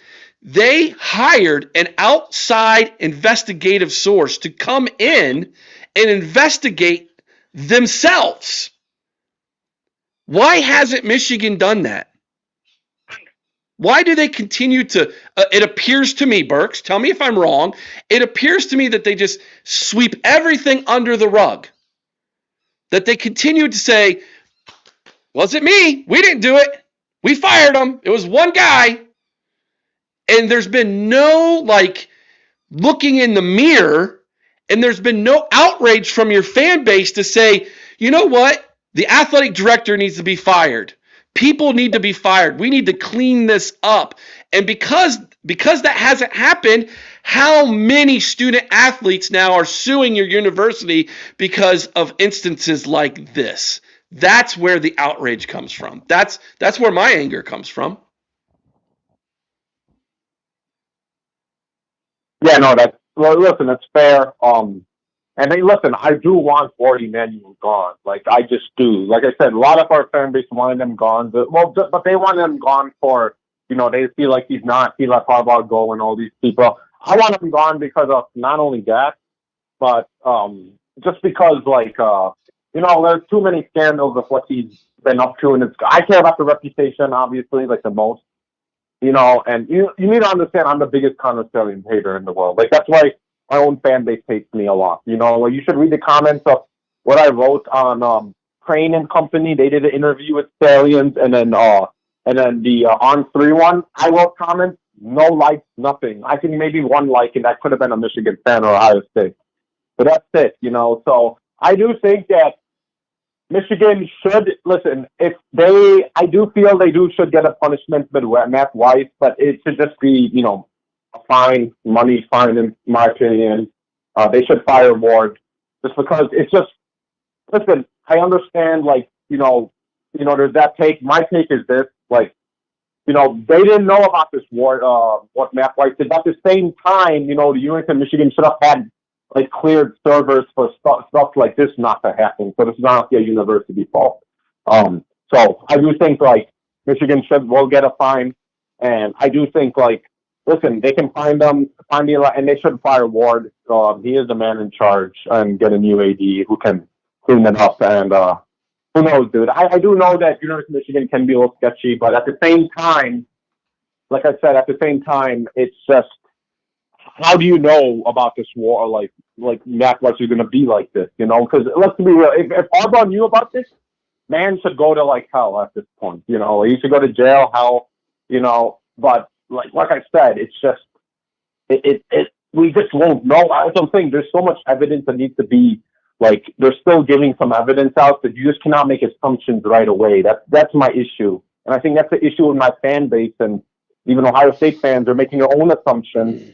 And it's kind of causing it, you know, people being more beef back and forth both sides. So let me give you. I do want this. So in closing, Burks, let me give you, and I'll say this calmly. I'm going to say this calmly because I actually like you. Yeah. Okay.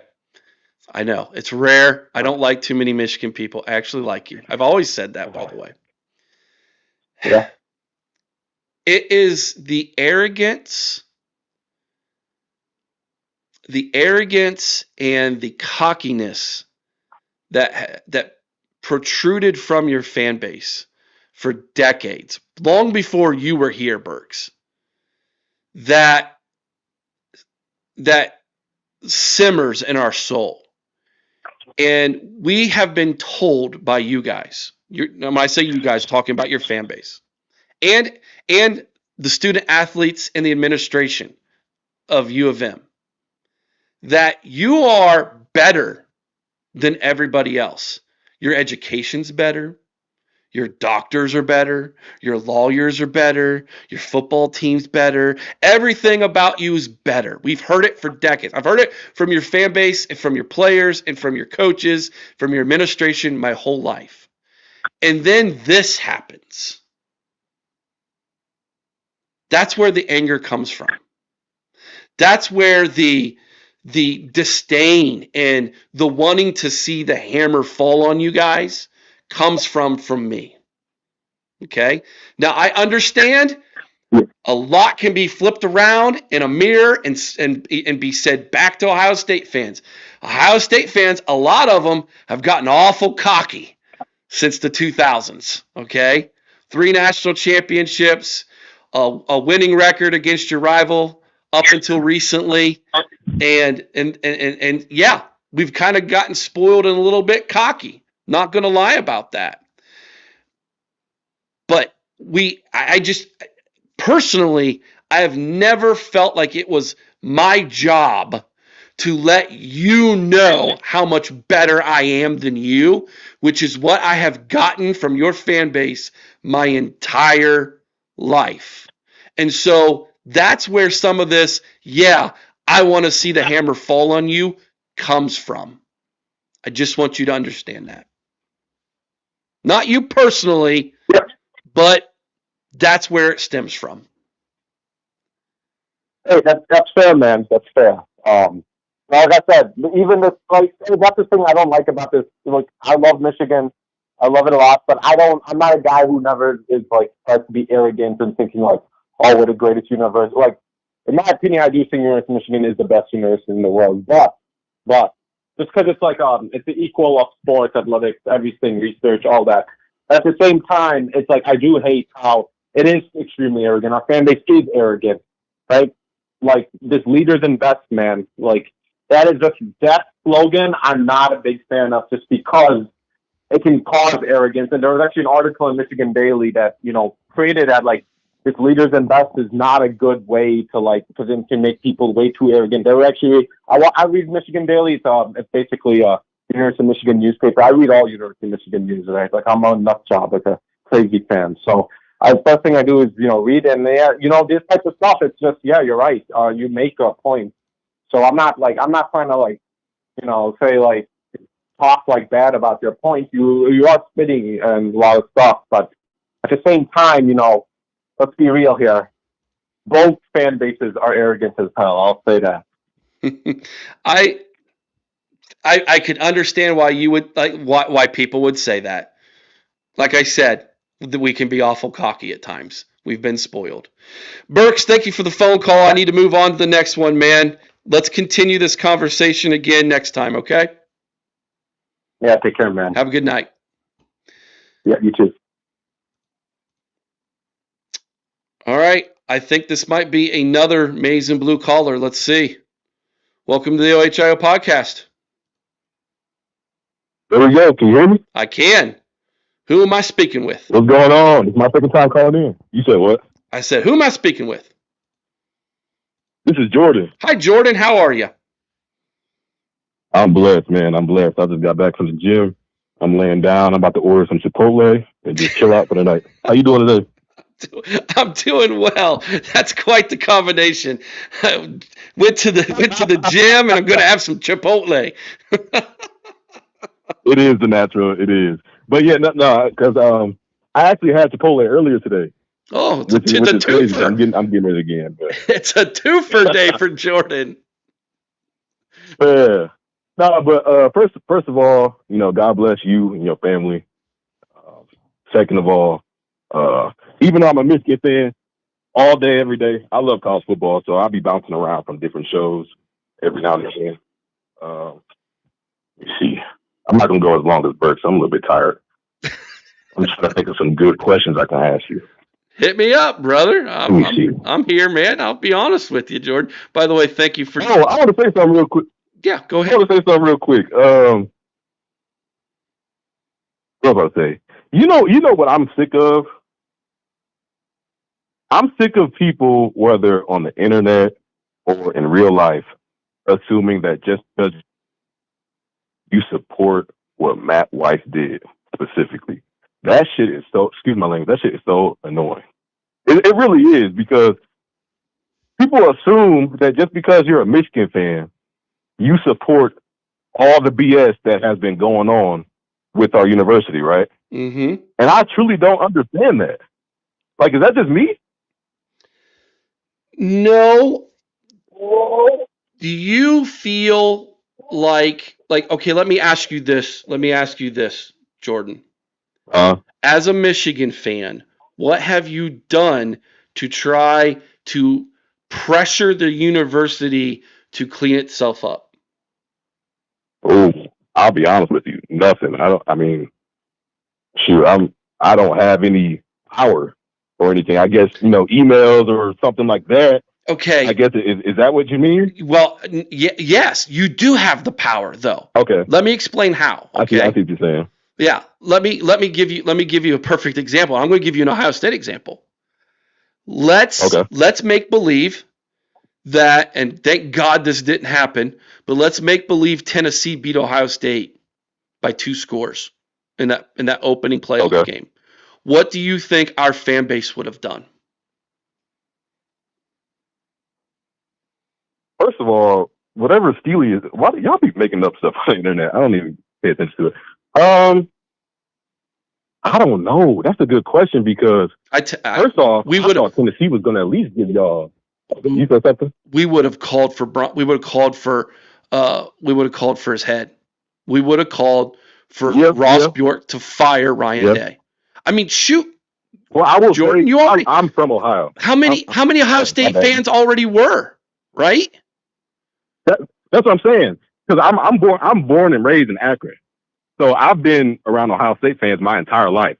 And as a Michigan fan, I think y'all are insane, because as much as I hate Ohio State from a fan perspective, who are you going to get if you fire Ryan Day? It doesn't matter. You know what I'm saying? Like, It doesn't. That doesn't matter, Jordan. That doesn't matter because we will. Let me use Jim Harbaugh's quote. We're gonna die trying. Remember that quote? Like we're gonna beat Ohio State or die trying. Like that's where we're at Ohio State. Is if you can't win national championships, we will find somebody who can. And the fear is, oh my God, you're going to become Nebraska football. Ohio State is never going to become Nebraska football. We're not going to. We refuse to let that happen. No. Okay, so I don't listen to that. Now I know that's a moot point because Ryan Day went on to an amazing run and now we all love him again, right? But my point being is you as a fan base collectively have a voice. Why isn't collectively that voice showing outrage to the University of Michigan for allowing this thing to spiral out of control? No, I'm with you on that. I see what you're saying. I definitely see what you're saying. If I can answer that honestly, I have my own stuff going on in my life. Like I love Michigan football. Don't get me wrong. It's not like the end all be all when it comes to me. But when it comes to that whole Weiss situation, like I'm very sensitive when it comes to that because I've had people in my family who have been through various situations of abuse. So I don't play those games at all. That's why I don't understand why people just assume just because you're a Michigan fan, you know, you support that kind of stuff. But when it comes to Connor Stallions, man, that's so. I'll put it to you like this: I just wish it never happened because now this is gonna be a cloud, no matter what, over the program for years to come, right? Mm-hmm. And my personal opinion on it, it might be a little bit unique, but you know, there's a lot of NFL players, coaches, et cetera, who have this opinion. I've never played football at the highest level, but I've coached high school. I coached at Akron for a little bit. So from my perspective, even if Connor did this at Ohio State, I've said this numerous times, Ohio State, Bama, shoot, your local high school. It just does not make sense to me. If what he did was that egregious, like he's on a press tour damn near talking about what happened. You know what I mean? Like, and again, I'm not advocating for what he did at all because, again, it's a black eye, it's a stain on the program at the end of the day. But I don't know. Like, I see what you're saying. I'll put it to you like this. From what I've seen, there's Michigan fans on both sides of the fence. I've seen Michigan fans crucify Stallions, and then I've seen Michigan fans have the same opinion that I do. Now, personally, I'm on Facebook much more than I am Twitter. Because I'm old like that, Jordan. Ooh, I'm not on social media. Yeah, that's all you. I'm old like that. But it seems like to me that the majority of Michigan fans that I have interacted with on Facebook really love the guy. And, they really do. Yeah, and defend him. And which is ironic to me. It's strange to me. Why are you with the Stallions? I'm not with the Stallions. What are you talking about? But here's my take on Connor Stallions, if you like to hear it. I think Connor Stallions is in self-preservation mode with your fan base. I think he is doing this to save face with your fan base because he loves the University of Michigan so much that it would absolutely kill him to see those fans turn on him. Ooh, you're right. You saw what he said. He'll wait his whole life to be the head coach at Michigan. Mm-hmm. Mm-hmm. You're right. I don't think he could live with himself if he was the scapegoat for all of this. And so I firmly believe the reason why you're seeing him in the spotlight right now is because of self-preservation mode, because he does not want to be the scapegoat if indeed the punishment that were to come down from the NCAA would be severe. That's my take. No, that's just my take. I see what you're saying 100%. Real quick, I appreciate conversations like this because you can have different opinions. It's okay. But I see what you're saying because that definitely could be a possibility for sure.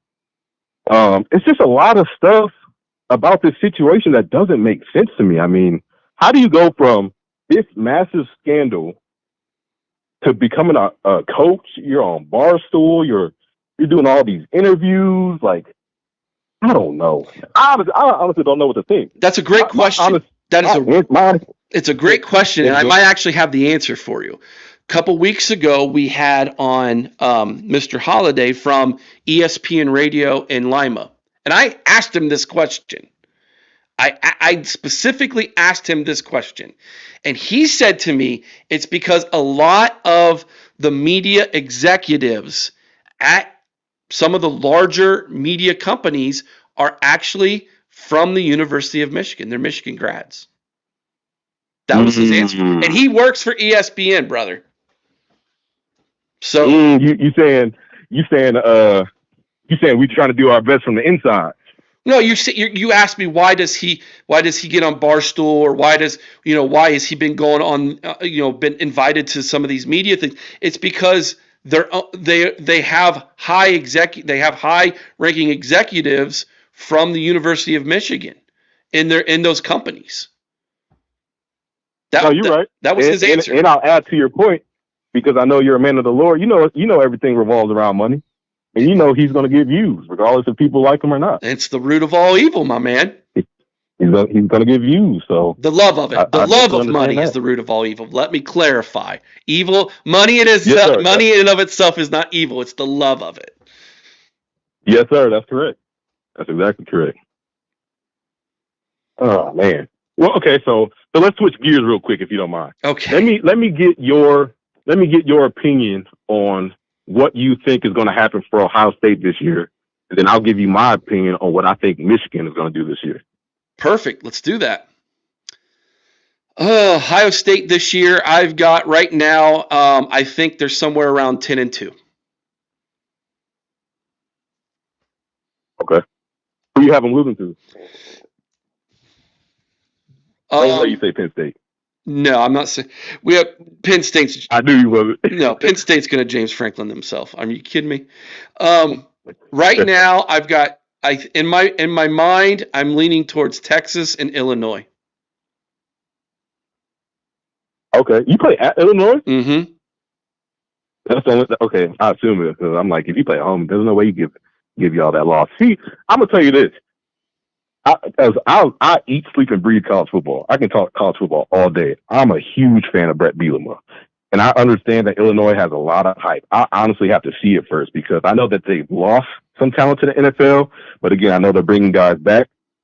I know Brett Bielema, he understands the Big Ten. Like, he's going to get that line of scrimmage together before he does anything else. I would honestly be shocked if y'all lost to Illinois. Really? I really would, because I think if we had a quarterback, we would have beat Illinois last year. I think Illinois is the Indiana of the Big Ten this year. Oh, okay. That makes sense. I can see that. I feel like the last time Ohio State had a team like this, it was 2021. That was the first year C.J. Stroud started, and we went 10-2 that year. We lost at home to Oregon, and we lost. And I feel like that is very similar to what we're looking at this year. And I still feel like 10-2 gets us into the CFP.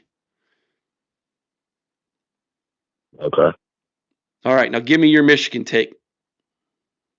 Woo. So this is how I look at the game of football in simple terms. I think our defense is going to be just fine, pick up where we left off last year. And I especially believe that our secondary is going to be better, because we had some young guys playing last year. With Will Johnson being out, we're switching guys from nickel, corner, safety, etc. Hell, even Makari Page. Makari Page was one of the worst defenders on our team damn near the entire year, and then went off in the Ohio State game out of nowhere. Man, that year was so weird. I think our defense is going to be locked in all year. I think we have the best kicker in the nation. How he wasn't a Lou Groza finalist, no one knows. Literally no one knows. But when it comes to our offense, I'm not worried about the tailbacks. I'm not worried about the tight ends. I'm honestly not really worried about the quarterbacks, because only place we can go is up. There's no way our quarterback play is going to be as bad as last year, unless all of our QBs get hurt or something crazy.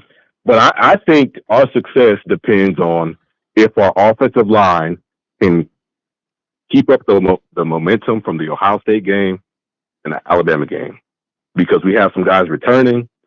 We had games last year where, I think we ran for over 150 yards versus Ohio State, but then I'm watching us versus Arkansas State, and there were so many times where we were just getting blown up in the backfield. I'm talking like one-on-one combo blocks, or not combo blocks, sorry, one-on-one blocks.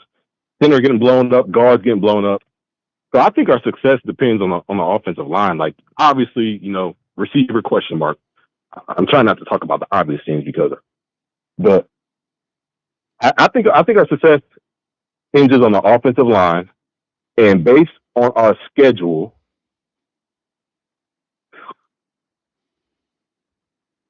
man, I can honestly see us. I'll put it like this: I would be extremely disappointed if we didn't go at least 10-2. I'll put it like that. Yeah, I think that's probably where you should be based on your schedule as well, in all honesty. If we don't, because I think we beat Oklahoma. I don't think Oklahoma had even though they had a lot of injuries last year, and obviously their season was completely derailed, and they lost to my midshipmen, shout out Navy. They had a lot of young talent, and Venables is still a good coach, especially on the defensive side. So I believe if we can get past Oklahoma, we'll have a very good season. But I just think our success depends on the O-line, because we're still Michigan. We're going to run the ball with Marshall and Haynes. We're going to get the ball to the tight ends. We don't necessarily have to be an air raid team, but we finally have quarterbacks and size in our receiver room. I think that was a big problem last year. We didn't have any size. Now we have at least 3 to 4 guys who are at least 6'2", 6'3", whether they're transfers or freshmen. And it just depends on how they develop, obviously. But I believe in Chip Lindsey. His track record is proven. He's been very good when it comes to quarterbacks, tailbacks, and just creating explosive plays. And I think he's going to be a major upgrade over Kirk Campbell. I tried to give him the benefit of the doubt. I really did, but it just, I don't know. It was very predictable. As someone who's coached before, I'm watching the game from home, and I can tell you when we're going to run the ball or throw a slant to Coach Loveland. What do you think these guys getting paid millions of dollars are going to do? You know what I mean? So, but in my opinion, I think our success hinges on our offensive line. I believe we will be adequate at wide receiver. Obviously, I'm not saying that we're going to have the best wide receiver room in the nation, not even close, but I think it's going to be adequate.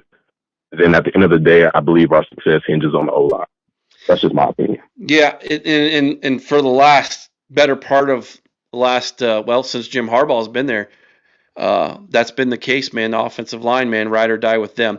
Jordan, I got a couple more phone calls I got to get to, man. I appreciate you calling in. God bless you. Yes, sir. God bless you in the chat. All right. Take care.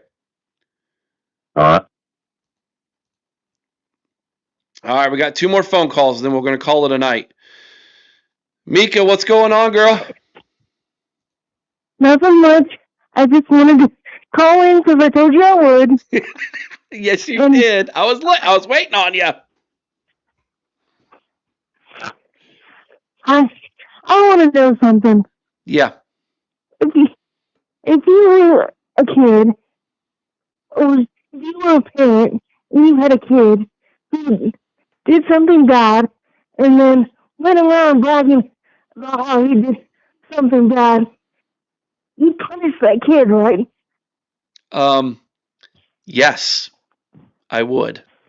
That's what I don't get about the whole Pawn Stallions festival. Like, it makes no sense to me. You bragging about doing something you're not supposed to do. Mm-hmm. And then expecting bad things not to happen. That's what blows my mind. You bring up a very interesting societal question, Mika. We live in a culture, in a society today, where no one takes responsibility for their actions anymore. And exactly. And it's sad to watch that permeate into now our sports world, but it has. It has. And I'll give you a perfect example. I was watching the college basketball NCAA tournament. Very few people, when they committed the foul, raised their hand to say it was me that committed the foul. We used to do that. If you fouled, you got called for the foul, you used to raise your hand and say it was me. Now, today, if you get called for the foul, everybody goes, "What? Me? What are you talking about? How's that a foul?" Like, they immediately get defensive. And that's just one little example I can give to you in sports where no one wants to take responsibility for their actions anymore. Wonderful point, Mika. Thank you for bringing that up. It's just public, like, oh, look at me, I didn't do anything wrong, when, yes, everyone's telling you you did. Like, Yeah. you did on a public press tour, and openly saying you didn't do anything wrong.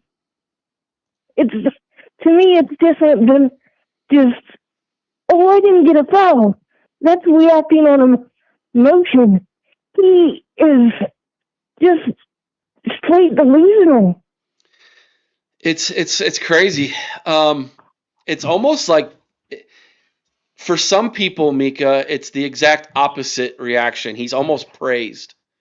You know, he's credited for what he did as opposed to discredited for what he did. And it is sad. It's sad.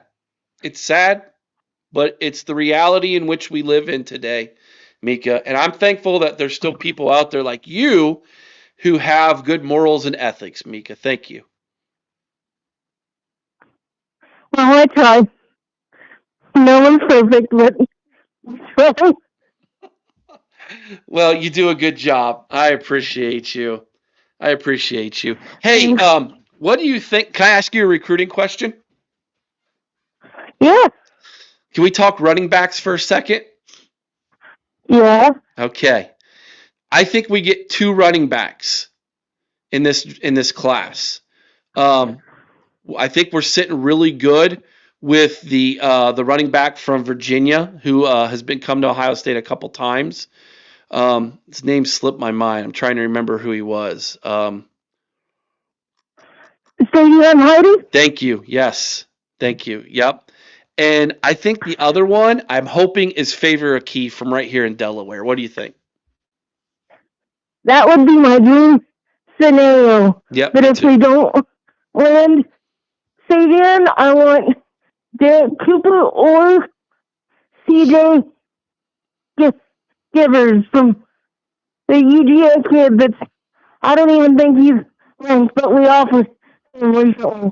He is a diamond in the rough, and if we can't get Cooper or Savion, I want him and Favor Akee. But I definitely want Favor Akee to be one of our backs that we get.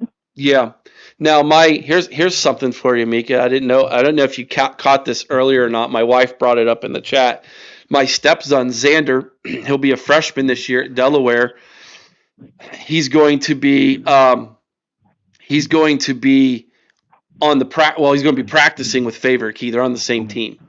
So I'm going to get up. Oh, that's awesome. Yeah, I'm going to get up close and personal with this young man and get to watch him. Whoa, we just got a massive super chat, a $100 super chat from Devin.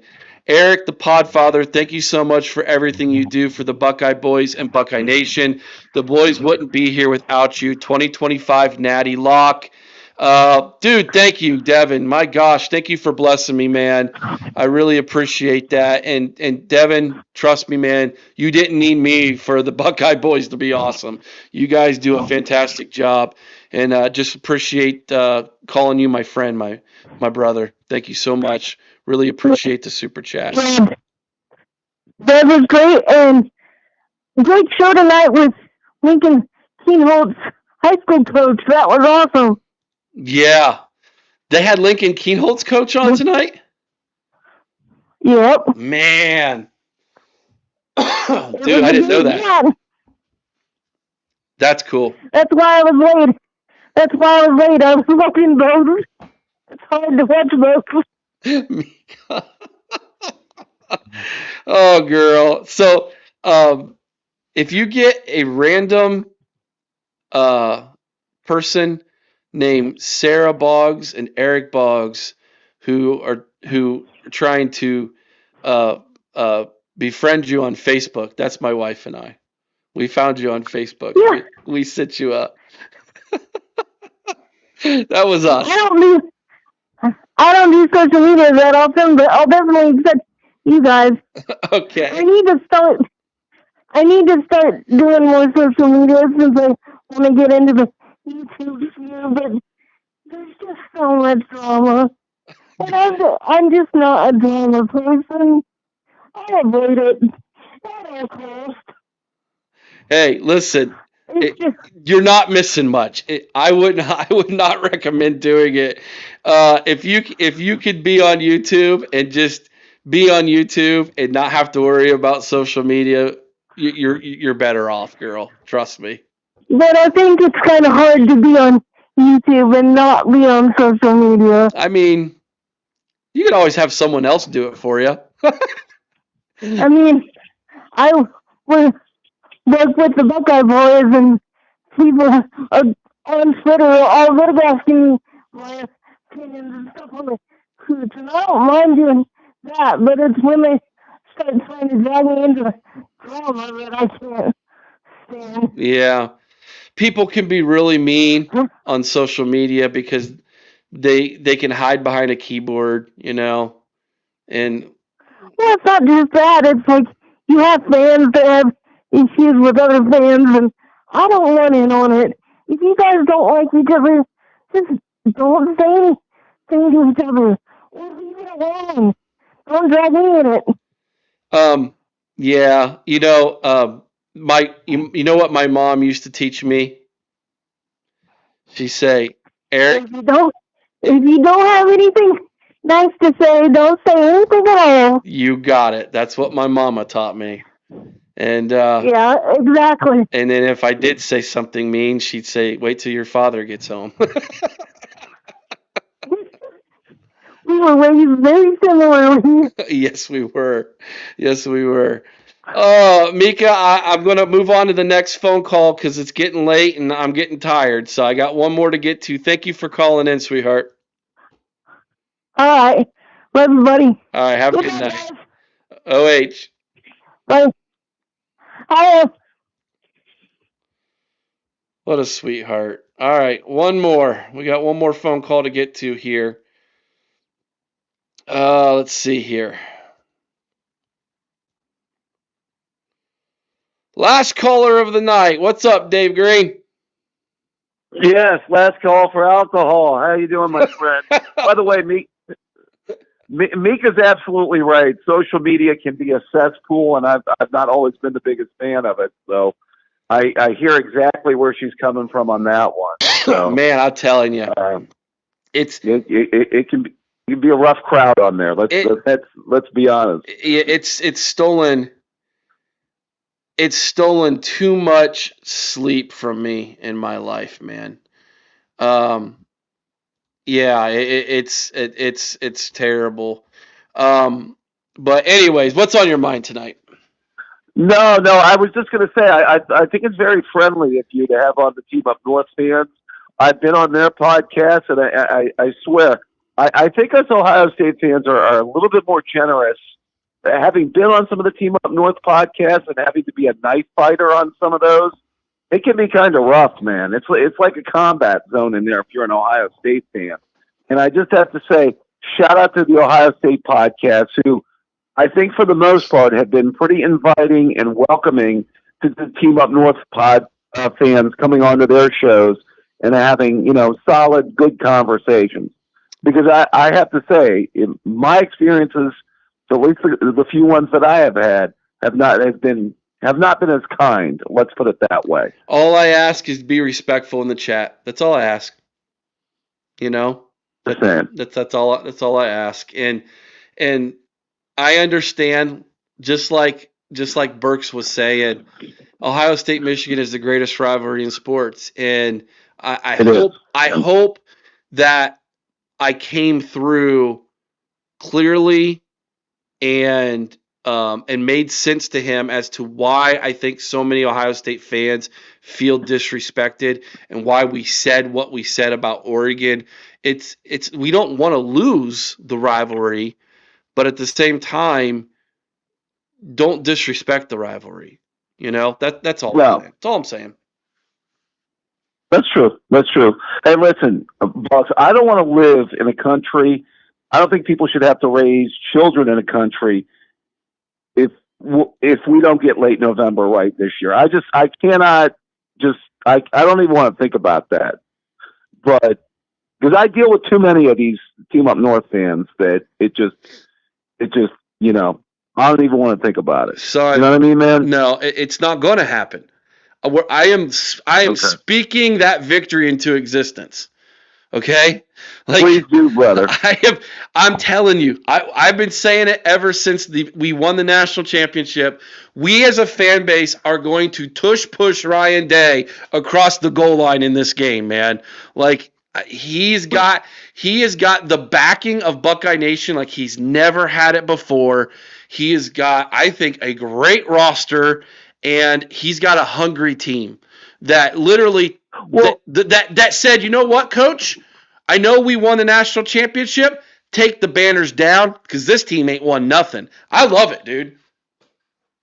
Well, see, my thought process is I kind of like the direction you were going with when you were talking about the record of the team this season, because I really think that this can be a team that can peak by the end of the season, that we could be catching our stride. Maybe we take a loss or two early, but then we hit our peak, we hit our stride towards the end of the season. You know, we go into the playoff with the momentum by winning our last few games, beating the scumbags up north, and then we carry that momentum into the playoff. That's what I like. That's what I would love to see. You know, that's what I think. I'm so hopeful that the trajectory of the football team will be a team that's peaking by the end of the year. And I want to get a thought about this team. I just want to throw out a thought and maybe what you're thinking about when it comes to this team. First of all, maybe you commented on it earlier. What's your position on the quarterback position right now? I mean, I'm thinking it's going to be Julian's job. Are you confident it's going to be Julian's job? And what do you think Lincoln's future is if it isn't his job? Do you think Lincoln still stays, or any chance he hits the portal at all? Or what is your thought on that? Oh boy, you're putting me on the spot, aren't you? If you held a gun to my head and you said, Eric, who's starting against Texas game 1, I'm still going to go Julian Saint. But okay. I believe that this competition is much closer than I anticipated it being, or even what I said it was a couple weeks ago.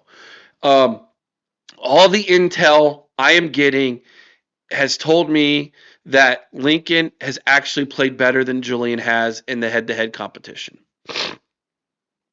So interesting. Yeah, so this thing is going to go beyond spring.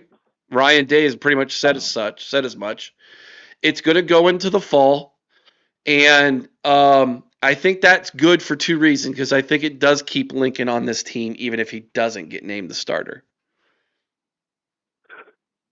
So should we as fans put a little bit more, do we see like a true quarterback battle? I want to say Burrow-Haskins, circa 2018, because I think that even though Burrow played well, if you go back, I remember the 2018 spring game. I thought Burrow actually played well in that spring game, but I think it was pretty much in the bag that was going to be Dwayne Haskins' job after the way he played against the team up north in 2017, going into the 2018 season. Yeah, and it was going to be so. Should we think that the spring game is going to be that much of a driver? Oh, no. The spring game Saturday has nothing to do with it. Will be a factor, though. No, it might be. Like, I think what they're going to look at is like, okay, here's if I'm Ryan Day, and he kind of alluded to this Monday in his press conference a little bit. He kind of said it without saying it. If I'm Ryan Day, what I'm gleaning from this quarterback battle on Saturday is who doesn't crap their pants in front of 100,000 people. Okay? Okay. Like if they both look, they're both okay, then it's kind of like, okay, still, but if like one of them goes out there and literally can't handle snaps and is erratic as could be on his passes because he's just not himself, then obviously the pressure of playing in front of 100,000 people got to him, and maybe this isn't for him. I think that's really the only thing you can kind of glean from a game at the spring game. The scrimmages the past 2 Saturdays mean a whole lot more to I think as coaches and when it comes to the quarterback battle than what the spring game is going to be, because the spring game is going to be very Manila. They do not want to show anybody anything. It's going to be very basic. The defense probably isn't even going to blitz. The offense is not going to run anything that's not out of the norm. And I don't expect even some of the big starters like Caleb Downs and Jeremiah Smith to even play very much, to be honest with you. Okay. Hey, last thought, because I know you got to run, big man. You've done a great job with the show tonight. What is your thought on the way the offense could possibly look this season? A lot's been made. My buddy Chuck was talking about it on his podcast today, and I do think it's been somewhat overplayed about, some, fans talking about Ryan Day offenses in the past being maybe too pass happy. He kind of put out the stats about the run pass balance over the last, since the start of the Ryan Day era. And, I was always so enamored with the 2019 team because of, I just love the balance on that team. I mean, how can you get better than a quarterback that throws for 40 touchdowns and a running back that runs for 2,000 yards? So, but just your thought on, with the new offensive coaching and kind of the balance on this team. We know that the wide receivers are the strength of the team. We know we've got a new quarterback coming in. Any thoughts on the run pass balance this year and what it could look like? I wouldn't be shocked if we don't lean a little bit heavier on the run than what we've done in the past early on. Not saying that that's how we end up at the end of the season, because obviously you don't want to sit on the talent you have at the wide receiver position. You're loaded there. And let's not forget Max Clare at tight end. You didn't bring him in to just not use him, okay? But given this offensive line that we project us having and the fact that you're going to have a first-time starter, I would expect them to try to run the football a little bit more early on than what we're accustomed to seeing. But I still think that more than likely Ryan Day's at the end of the day, he's a quarterback. And Brian Hartline was a wide receiver, and I think both of them are going to think a lot alike, and they're thinking, why run the ball for 5 yards when I can pass it for 15 or more? Yeah, the Brian and Ryan combination. I hear you, man. Yeah. I mean, but I'm excited about these backs. I like Peoples. I'm hearing good things about Bo Jackson and some of these other guys. I'm excited about our backs, though, too, Oh, I am, too. Like, I am so excited to watch Bo Jackson. Just the fact that did you know his first name is actually Lamar? I heard that. He's Lamar Jackson and he's Bo Jackson. He's both. That's incredible. But no, James Peoples seems to be the next stud. And I'm excited to see him. And my co-host Chris keeps saying, don't sleep on C.J. Donaldson from West Virginia, man. He's cut like 20-some pounds. He's running much better than what he did when he was a Mountaineer. And he's got some of that old man strength that we talk about. He's like 22, 23 years old now.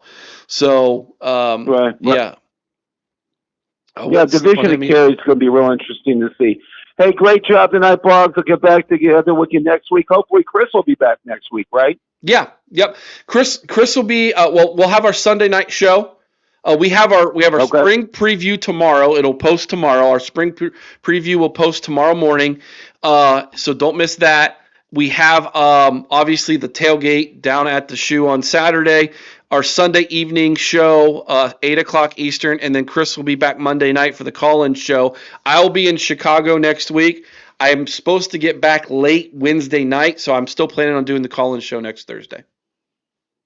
All right. Well, great work as always, and as always, OH, my friend. IO, thank you, buddy. All right, we got one more call. I could not let him back on, man. Dude dropped 100 on my lap. Of course I'm going to open the phone lines back up for him. What's up, Dev? What's up, man? I just wanted to call and just dive really deep into this one subject with you. Dude, I'm joking, bro. I know you need to get to bed. All I really wanted was just the honor and the privilege of being the last caller to be able to speak to you, dude. That's pretty much it. And I only want to mention one thing. Talking to Lincoln's coach tonight made me realize an aspect of this quarterback battle that I don't think anybody's really talking about, and it's the fact that we lost a lot of leaders.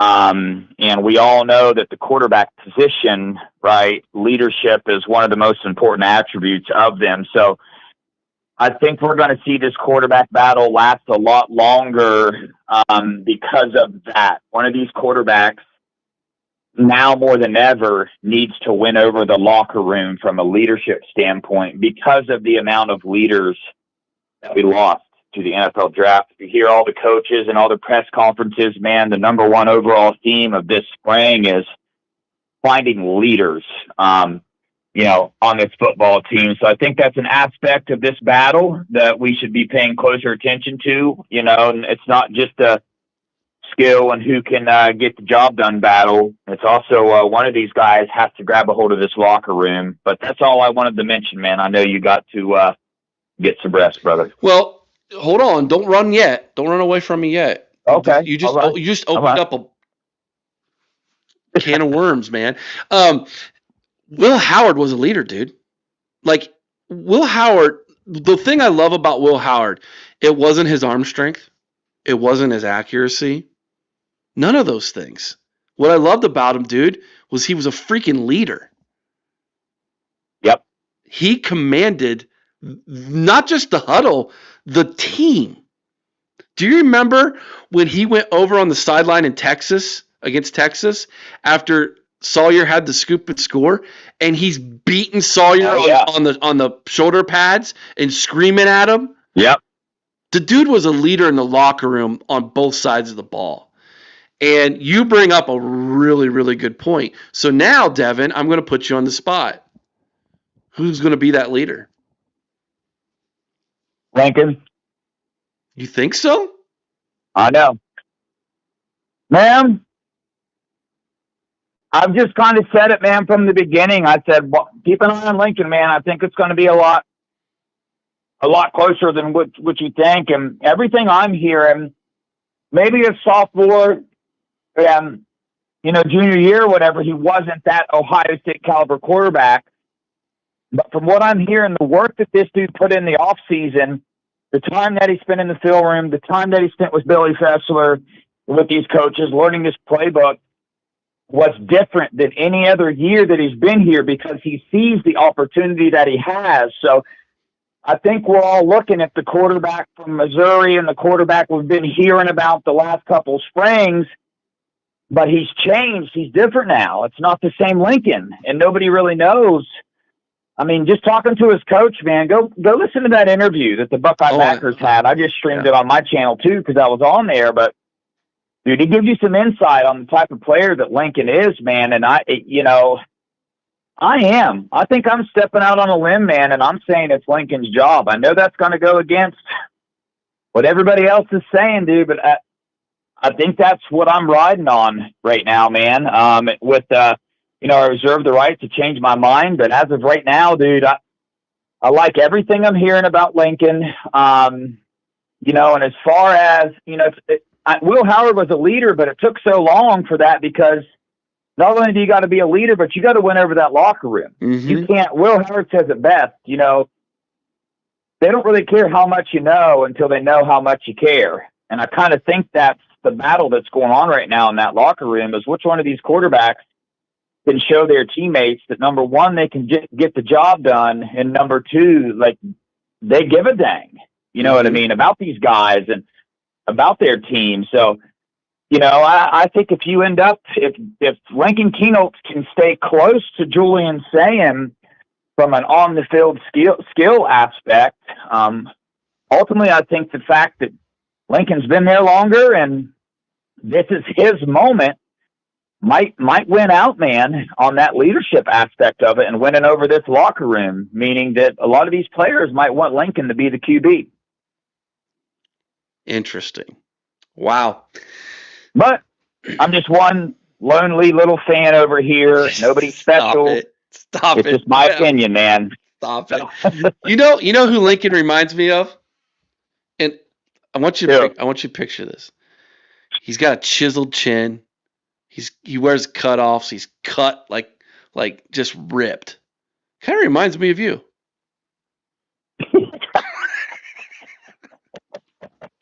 Well, dude, I'm taking that as a big time compliment, man. I appreciate that. Did anybody ask his coach? Does Lincoln chew? Does he carry around a spit cup? It says Michigan sucks. That's funny. Hey, dude, I mean, he hunts and fishes, and he's a country boy, dude. So I feel like if I ever met Lincoln, we would get along.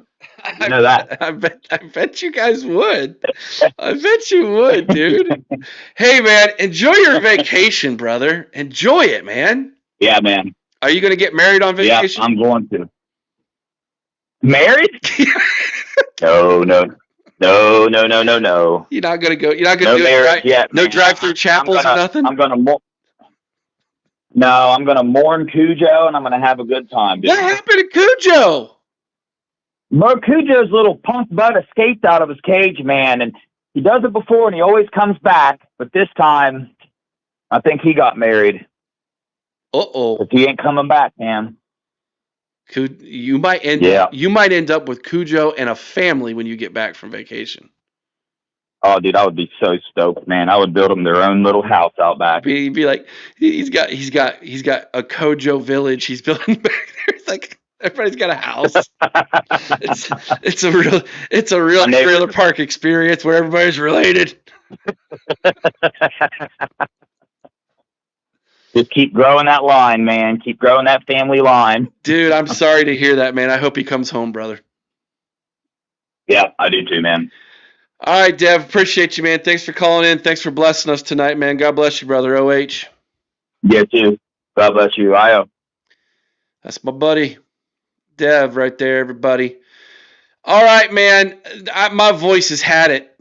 First time I've really done this since I've been sick. 2.5 hours. Y'all put my voice to the limit tonight. Sorry I didn't yell at you, Burks. I know you wanted me to get hot and bothered with you, but I ain't got the voice. We'll have to get another topic to debate and yell about. I don't know. We'll have to find something we disagree on, Burks, to make it fun and debate. Check out that show tomorrow, everybody. In the morning, Chris and I our preview. On the way out, I'm going to play our spring game anthem again. Thanks, everybody. If you haven't already, please hit that thumbs up button. We appreciate all of you. Enjoy the spring game. We will be back live Sunday night, 8 o'clock Eastern. Until next time, be kind one another. IO Someone's OH, St. Carmen, Ohio, with all your heart, guys. Y'all know what to do. OH, IO, go Bucks. Yeah.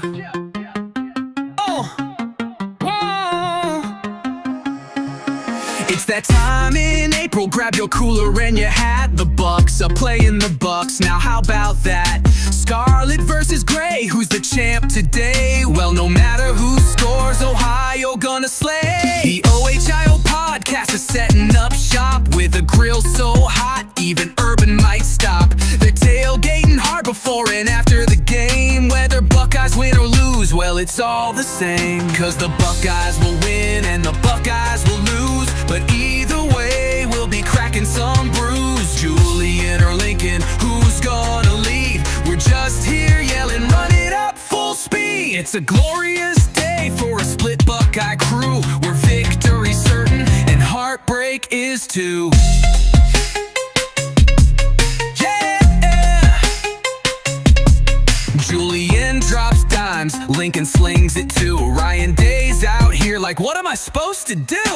One throws a bomb, the other throws heat. Meanwhile, James Peoples like, y'all forgot I got feet. The fans are confused, but they're loving the show. Yelling OH and hearing back IO. The scoreboard's lying, it don't mean a thing. But we'll argue all summer how we'll win the ring. Yeah, the Buckeyes will win and the Buckeyes will lose. So flip a coin or just choose your booze. Scarlet's looking sharp, Gray's got the spark. JJ ain't even playing, but he's still making marks. It's the only game where we fight with ourselves, then hug it all out at the OHIO podcast tailgate. Now don't get too rowdy, don't start a feud. You're yelling go Scarlet, but your cousin's in gray too. The quarterback battle's hotter than the sun, but let's be real honest, we just came for fun. So the Buckeyes will win and the Buckeyes will fall, but it's still the best spring game